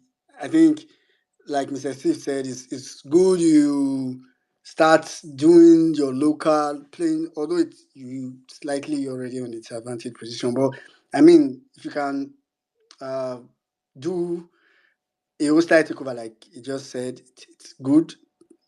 Join Labour Party, it's better than doing nothing. It's way better than doing nothing and all that. So, what I just want us not to have at the back of our mind is doing it at the immediate now, 2020. Peter Obi never turn as he go run for election. I never know what on it. So, but what Mr. Steve said, you can start changing your local, you can start changing your own surrounding, like Abia State is right now. Abia State is jackpot, sure.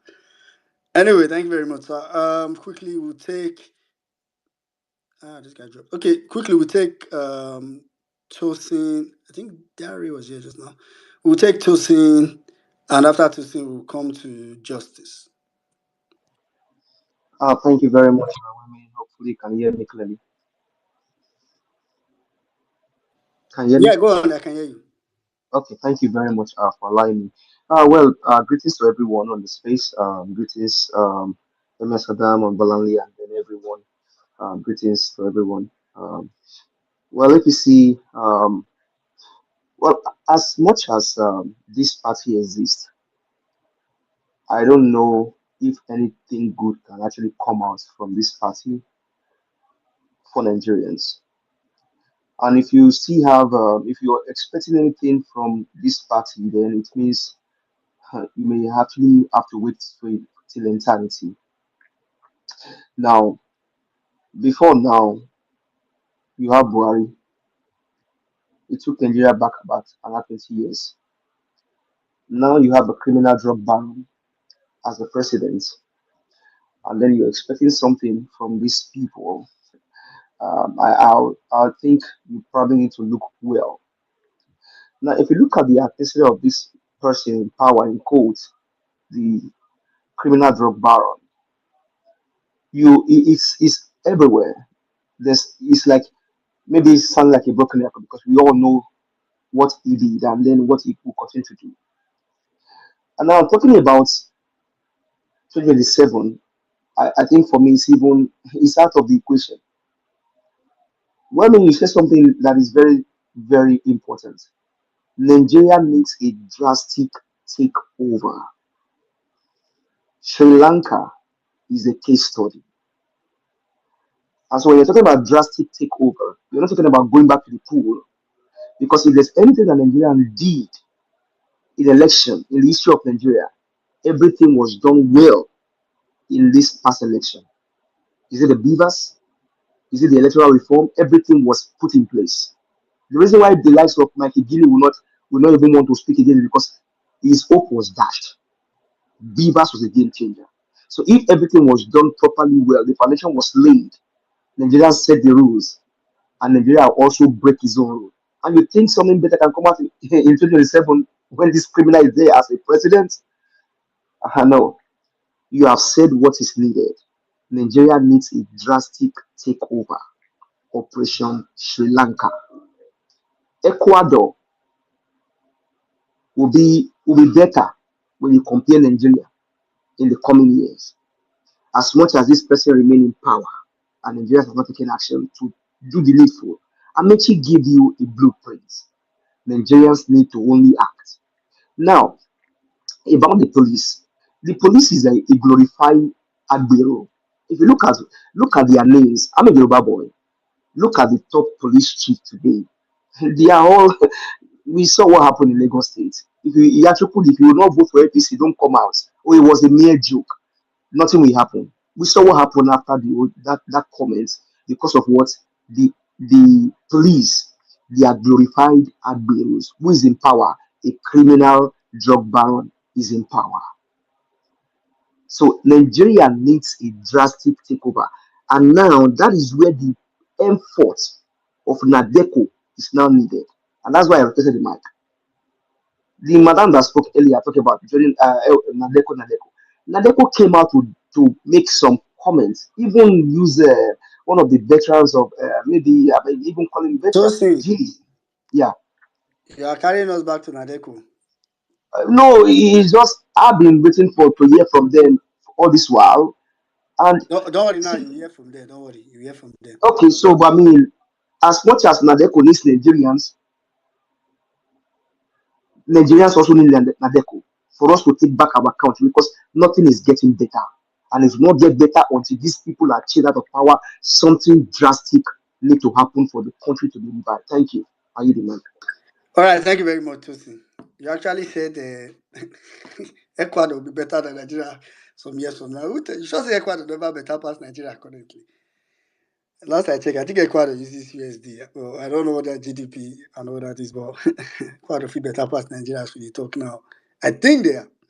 Anyway, but that's totally get your point. All right, quickly, we'll just go straight to. Okay, Dari is back up now. Let's go straight to Dari before we come to justice. Good evening, everybody. Emia Saddam, well-meaning, Momi Bolanle, everybody, real ever best. Good evening, and everybody on the speaker section and listening. Good evening.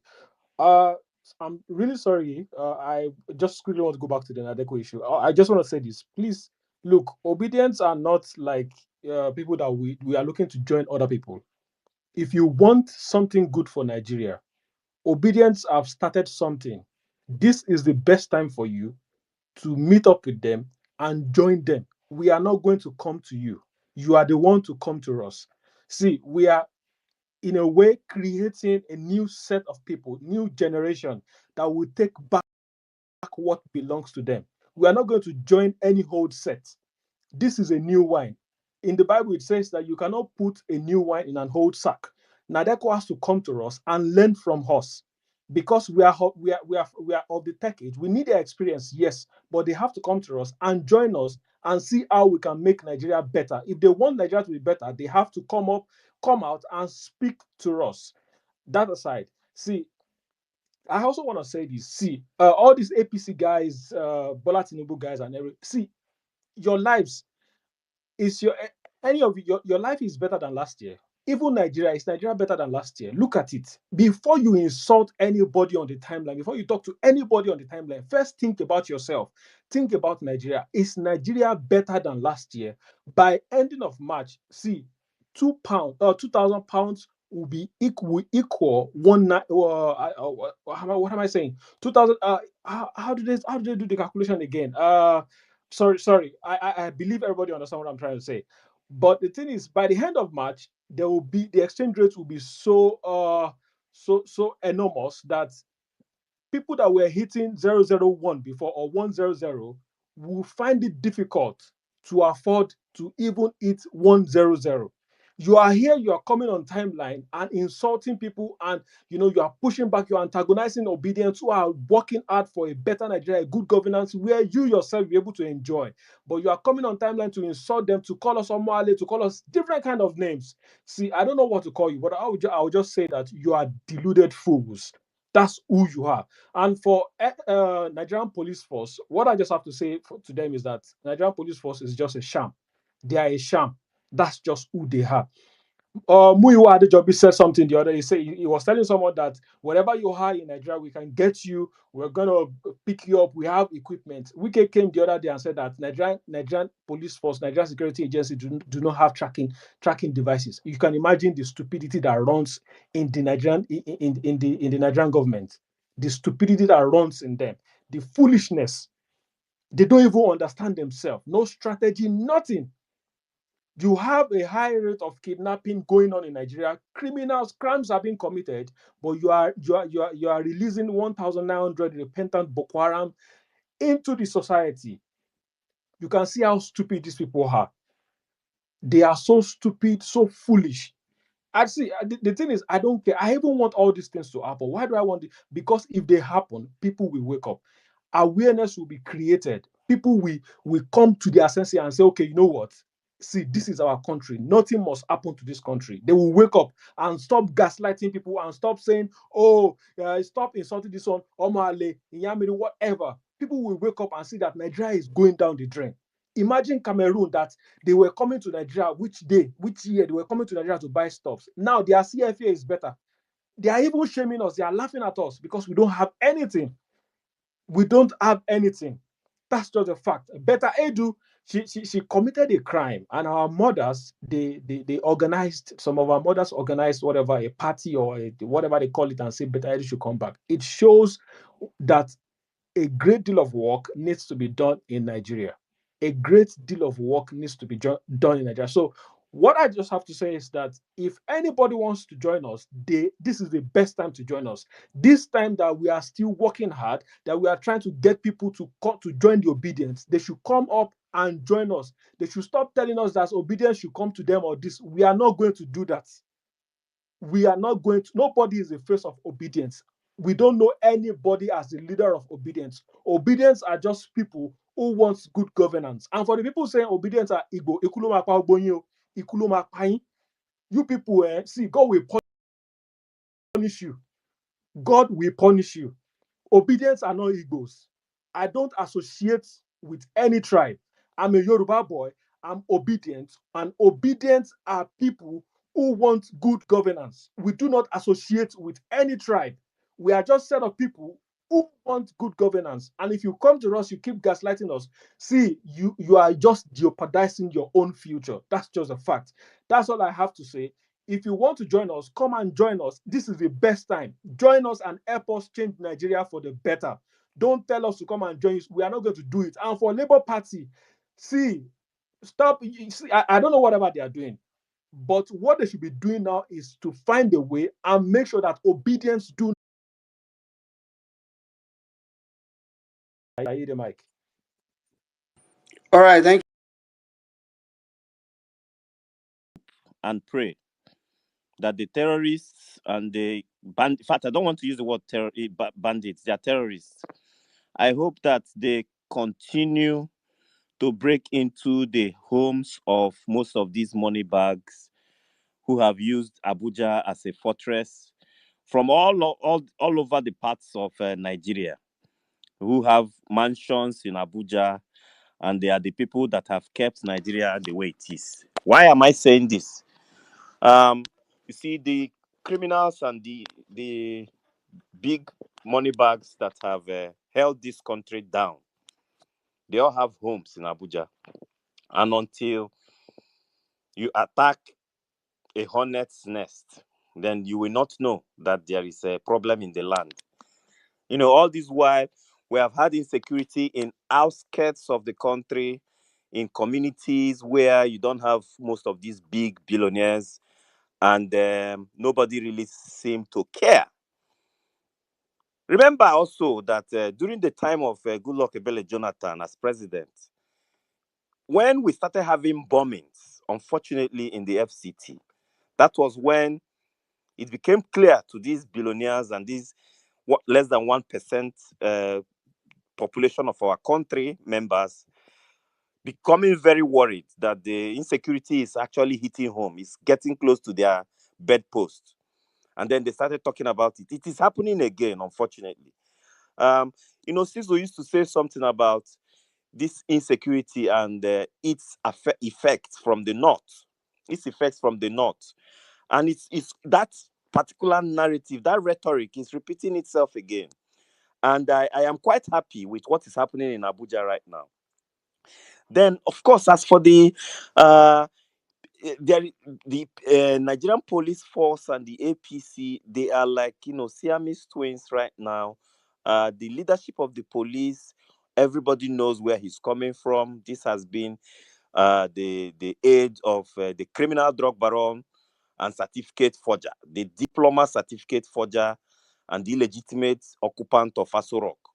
So I am not expecting that anything good comes from the Nigerian police at this point.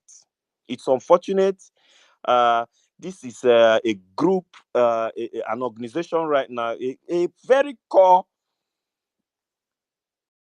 parastatal of government, a very core and important parastatal of government that should be doing really well in terms of securing the people and protecting lives and property. But unfortunately, the police is at its lowest ebb right now. It's unfortunate I'm saying this, but that is the truth. Betta Edu, whether they reinstate her or not, makes no sense. I mean, the head of the so-called government of Nigeria is a criminal one.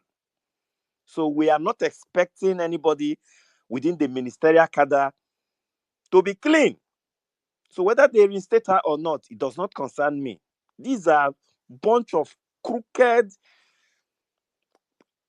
rogues of very known, and you know, most of them have criminal records with the EFCC, and yet these are the people that scaled through ministerial screening in the Senate.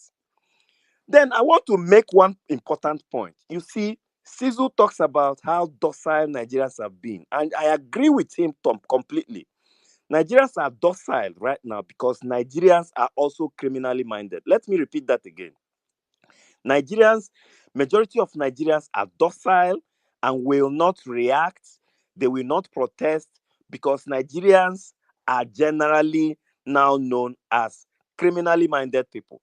So whether fuel sells at 5,000 a liter, or whether the naira tumbles against the dollar for 10,000 to $1, Nigerians will not protest. You know, they will always cite the Lekki massacre as the reasons for not protesting. So yes, I would have loved that something triggers a revolution in the country that will change the narrative forever. But however, I am not seeing it happen. So in as much as we are supposed to, like, you know, call on Nadeko and all these other people to act more, just like Mommy Bolanle said. But I mean, these are like almost like foreign agencies that are exerting their pressure away from Nigeria. The citizens of the country are like guinea pigs right now. They are like laboratory rats. The West, these Western countries are waiting for Nigerians to act. Nigerians, they call Nigerians that are the ones suffering. So when they are not reacting, you don't expect foreigners, you don't expect even Nigerians living in the abroad to do more than people who are actually in the country suffering it. So if they do not want to protest, which I believe they will not do, even if fuel, like I said, tumbles to 5,000 a liter, then so be it. But however, I want to make one last point.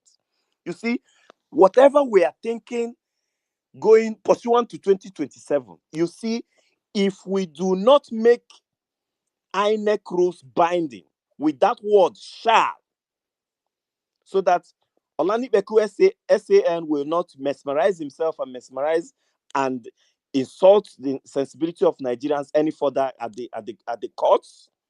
If we do not make INEC rules and regulations concerning elections binding on all of them, I see your hand well in Nigeria, on all political parties, let us forget about 2027, because the criminal drug baron is already thinking about how to win 2027.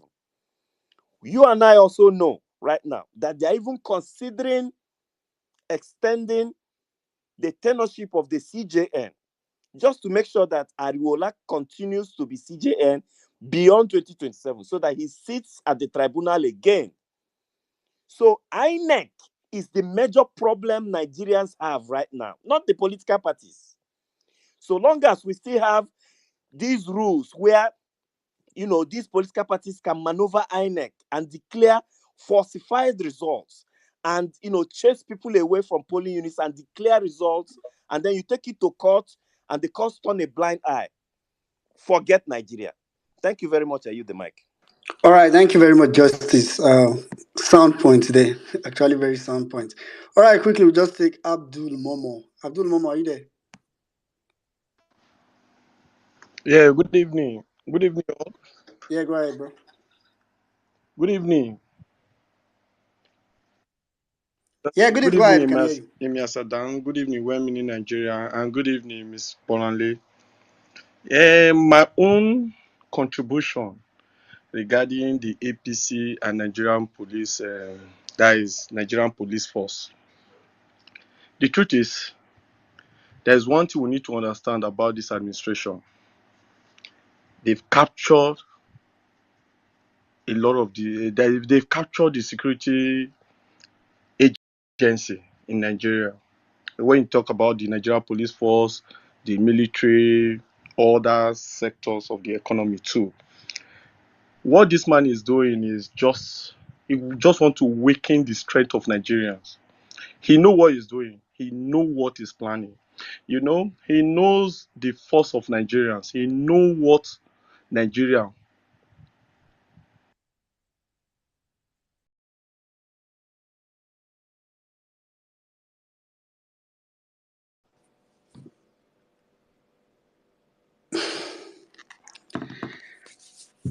All right. All right, okay. Anyway, quickly, What happened? I think it dropped. I think his network dropped him.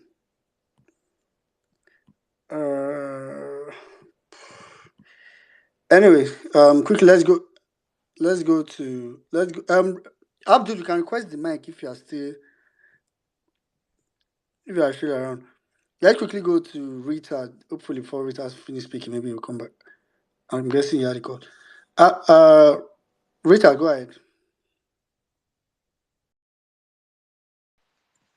Thank you, Wamini. Greetings, everybody. Emia, greetings to you, Mambolanle, Steve, Real Ever Best, Magnific Dude, everybody. I greet all of you. Everybody, I greet us all, especially you listening here on X, Twitter, Facebook, YouTube, radio station, wherever you're listening from. I greet you especially. Thank you guys once again for this great opportunity. I want to talk about APC and Nigerian police force politicizing the insecurity in Nigeria. The issue of insecurity in Nigeria is a huge one, and it's kind of better that it's affecting the Federal Capital Territory right now. Because one thing I realize is if something never touch us personally, we know they talk, as in some of us know they talk. The Nigerian politicians, some of them now, even some of the governors now rule their states from Abuja because they think Abuja is safer compared to every other place and even their state that they govern. So right now that the Later, it will insecurity, soon be Dubai. It will soon be Dubai. You watch when they all decide to abandon everyone and be ruling their state from Dubai because Abuja too is not safe. They watch now. how they tell you. So it's a great thing now that the insecurity has really hit Abuja. And now they realize that they don't have any other place to go. They will all come together and find a lasting solution to the problem. But the fact is, the insecurity that is plaguing Nigeria currently are man-made. They are made by men. According to late Abacha, if insecurity lasts for more than 24 hours, the government hand the inside. A header told us on national TV, he say for bush when the day, nine government carry guns come give them. The video is there. He say cow no dey burn guns, and that's true. I don't know if there's anyone listening now who can tell me at any time, any day, where in don see cow burn gun or weapon or anything, knife safe. It is not possible. So as it is right now, they will all put their hands together and find a solution to it. But the fact is, whether you like it or not, there are some persons that are benefiting from the gross insecurity that is ravaging Nigeria right now. There's a book we read in our secondary school days, The Last Duty. Some persons are benefiting, and to them, they don't want this thing to end. For the Nigerian police that are trying to ethnicize or politicize this whole thing, it's a shame and it's a pity. In a time like this, share the last people that got released. I mean, the people they say military or some police or some whatever released recently. A custom officer was among them. Nobody is safe anymore. Nobody is safe. So when you are politicizing this or you are taking the ethnic side of it, your day, the day when they go break reach where your side day, your eyes go clear. So it is better for everybody to put hands together, understand the magnitude of what we are facing. You can't travel on the roads anymore without being scared. Even the planes right now, they are nothing is safe.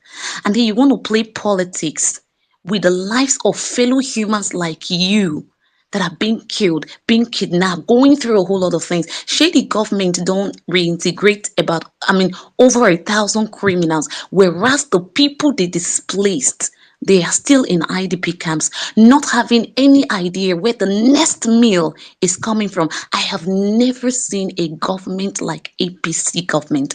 I have never seen it. And I pray I never ever hear of it, not to talk of experiencing it again as a citizen of that nation. I don't pray for that. 2 years ago or something, Afghanistan happened.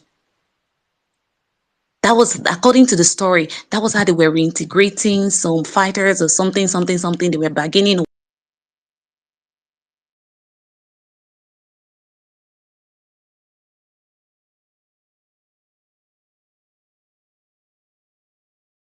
Is it just me or we lost Twitter? Let's Yeah. read it. Leave my body long.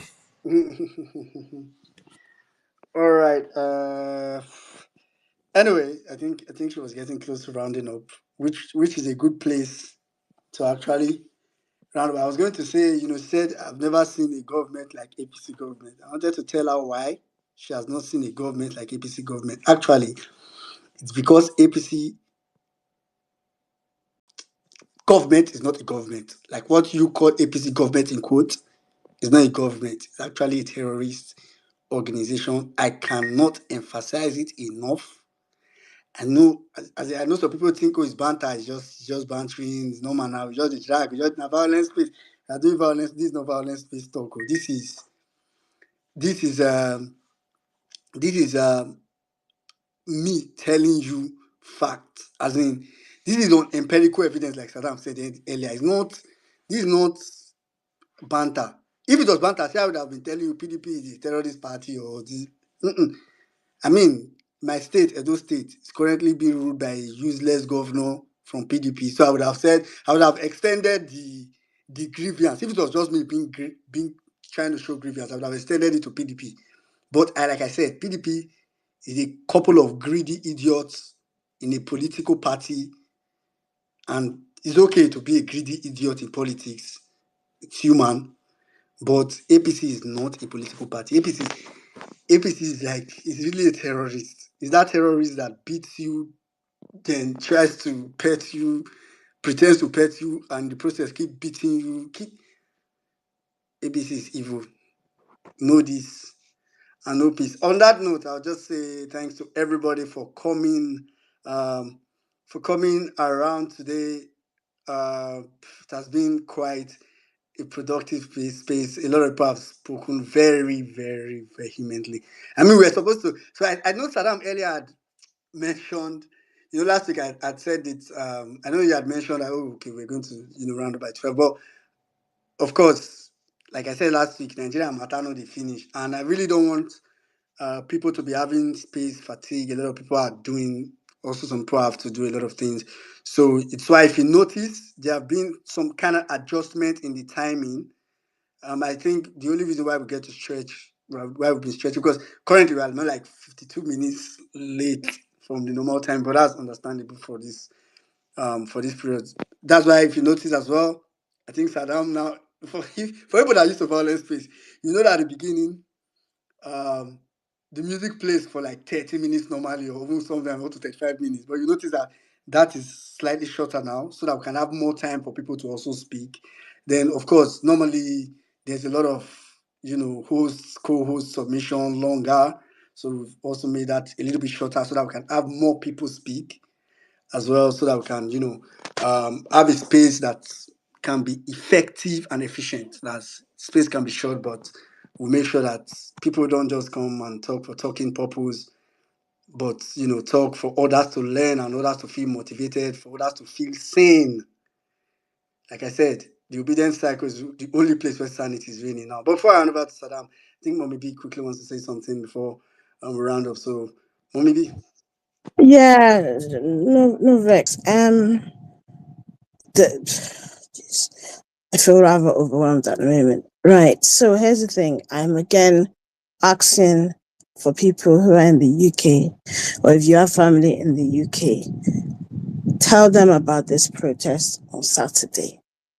I mean, today, a family of 5 were literally burned alive, right, by these terrorists, right? We are trying our best with other activities, but visibility is key.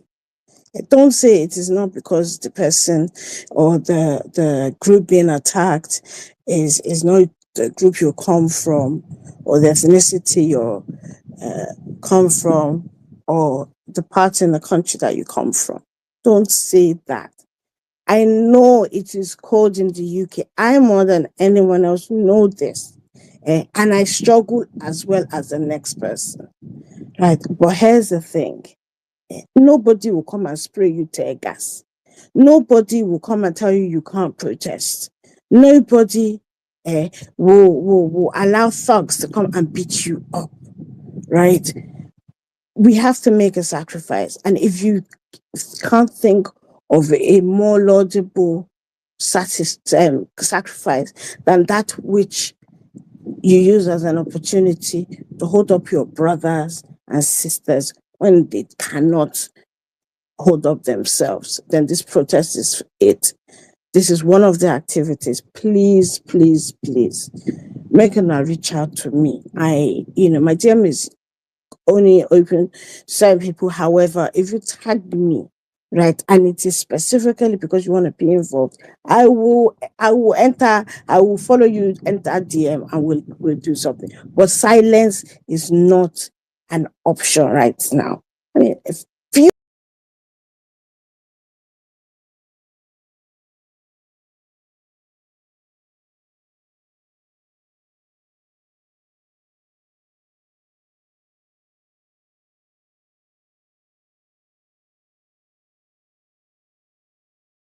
family line has been wiped out just like that,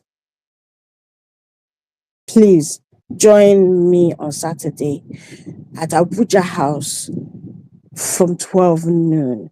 Regardless of the code, in fact, I have found myself thicker gloves. So that as long as it takes, please join me. It's very important that we fight alongside the middle belt, and we don't leave them alone to do this on their own. Thank you. I yield. All right, thank you very much, Mommy B. Thank you. Please let's. I don't know, maybe there's a flyer. Probably you can also put it out something so people can also share it like the last It's time. already on the jumbotron. Yeah. Okay. Yeah, Yeah. and we're using the same flyers. It is still very relevant. All the ones we did for the last protest, Yeah. it's still the same issues. It's just a different another location. Yeah. So So please, let's try to reach out to people. That's the least we can do. Try to speak up. And guys, thank you very much. Don't forget, Violence Spaces now. It's for people that don't have not gotten it. 8 to 11 p.m. And APC is a terrorist party. APC is like Hamas. Just picture Hamas in your head. APC is Hamas. Hamas is also a political party, or they claim to be a political party too. APC is a terrorist. Terrorist. Saddam, over to you. Goodness. Thank you very much, my brother. Thank you very much, Mbale. Guys, thank you very much. I see every single one of you that came up. Please, if you're, I see you guys requesting for the mic to speak. Please, it's unfortunate we cannot bring up more speakers. We have already put a time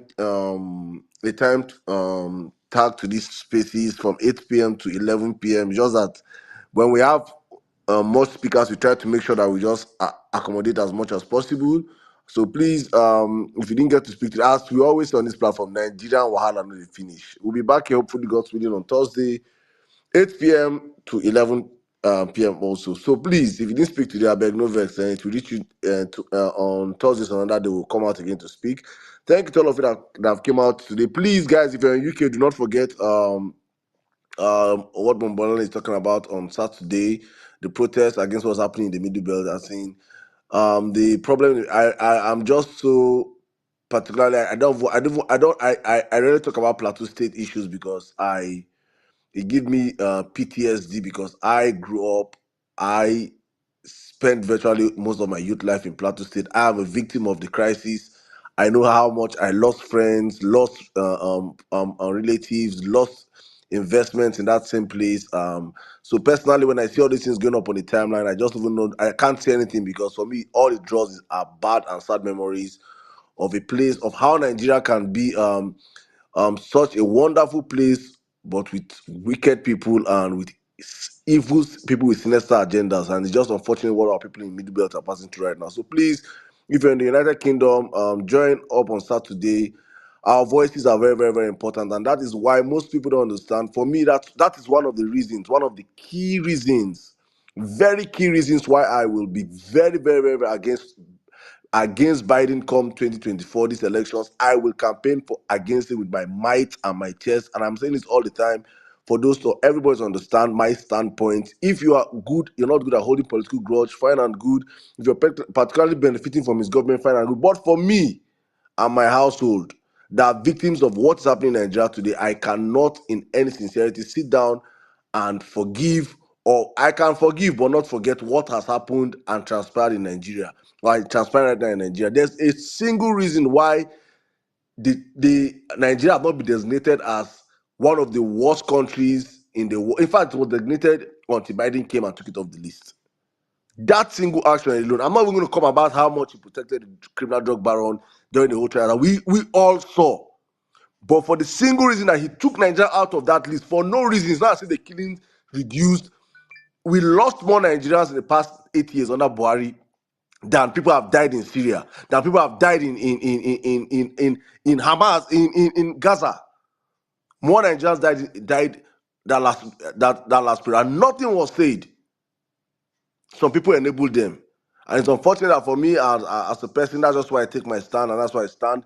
And hopefully going forward, I'm going to employ army, because I know I have a whole lot of people that reason like I do, that will have an army, pro Trump army, that with our chest, we will do it. Please don't take it to heart. It is not personal. It is just political reasons, political reasons, and we're going to do it as we are doing it. After the elections, we can all come back to the same table. It cannot be good for them in America and be bad for us in Nigeria. No, no, no, no, no, no, no. Let everywhere scatter if it's going to scatter. Thank you, guys. I see all of you. Please, I cannot bring you up to speaker. It's not our ending. I'm requesting more mic. Please, please, no, no, no, no, no. Thank you, Mommy Bolali. Well done, Nigeria, my brother. Thank you so much. Real ever best. Thank you so much. To the team behind the scenes, making sure this space is being streamed on the Violence Radio Station, on the Violence Space YouTube. Thank you guys so much. Thank you, Joel Obedient, my brother. Thank you. I see you, Honorable Ken Pella. Good to have you on the platform. Thank you so much. Omega XD, my big bro, Big Mark. Thank you so much. And for all of you asking me about Jimmy is getting better. He's hopefully will be with us for upcoming spaces. As we always say, Nigeria Matano the finish, and we have our personal life to handle ourselves, and most times we just take that back seat and calibrate and fix what has to be fixed and come back stronger. That's the most important thing. This Nigerian problem will not finish. Hopefully, our big bro Jimmy will be back here with us, and we know we'll have a wonderful space. N6 also had little issues today, but he's going to be back with us hopefully on Thursday. And that's just how we keep going on the platform. Thank you to every single one of you on the platform. I see all our regulars. Thank you, my brother. Polonium, it's good to have you. God's will for Nigeria. Justice, Kolade, Dr. Mary White, Dr. Bankole, Dr. Luz, good to have you. Oluwadami Larry, Mr. Jack, B Rookie, Gladys, incoming. Good to have you, Anatu, my sister. I know what's happening in the middle belt right now will also be hitting you as hard as it's hitting us over here. Please, guys, say a prayer for those in the middle belt. You will not understand what's happening there if you have not lived through it. If you have not lived through it, you will never understand what these guys are passing through. It is hell on earth. And that's why I look at it and I pray that we never get to the point in Nigeria where we'll fight another war. I pray that every day in my heart. Guys, thank you so much. I see you in the first son, Fetch, Osemo, OIK, Prince, Amoda, my brother. It's good to have you here. Mr. Waleri, Simka, Chulo, Emmanuel, Duchess, Mike, Mizosifo, Mamo Dogu. It's good to have you here. Balaktik, Tex, Fatai, my guy, how you doing? Good to have you here one more time, Prince, Professor Talata. Professor, please, I don't know whether you change your name from Prof. All the profs I have known now, just saying so many, are acting like barbarians. Please change your name, sir or ma. Thank you. Sopruchi, it's good to have you, Joma, Chidozie Fuga, Z-Man, Oyo Bossa. Thank you, guys. I can't call all the names, but from the bottom of my heart, it's all love and light from this part. We'll be back here, hopefully, God's willing, on Thursday, 8 p.m. Nigerian time. From the Violence Space, it is peace, love, and light. And as always, we do this for God, for country, and for our family. Good night and stay safe.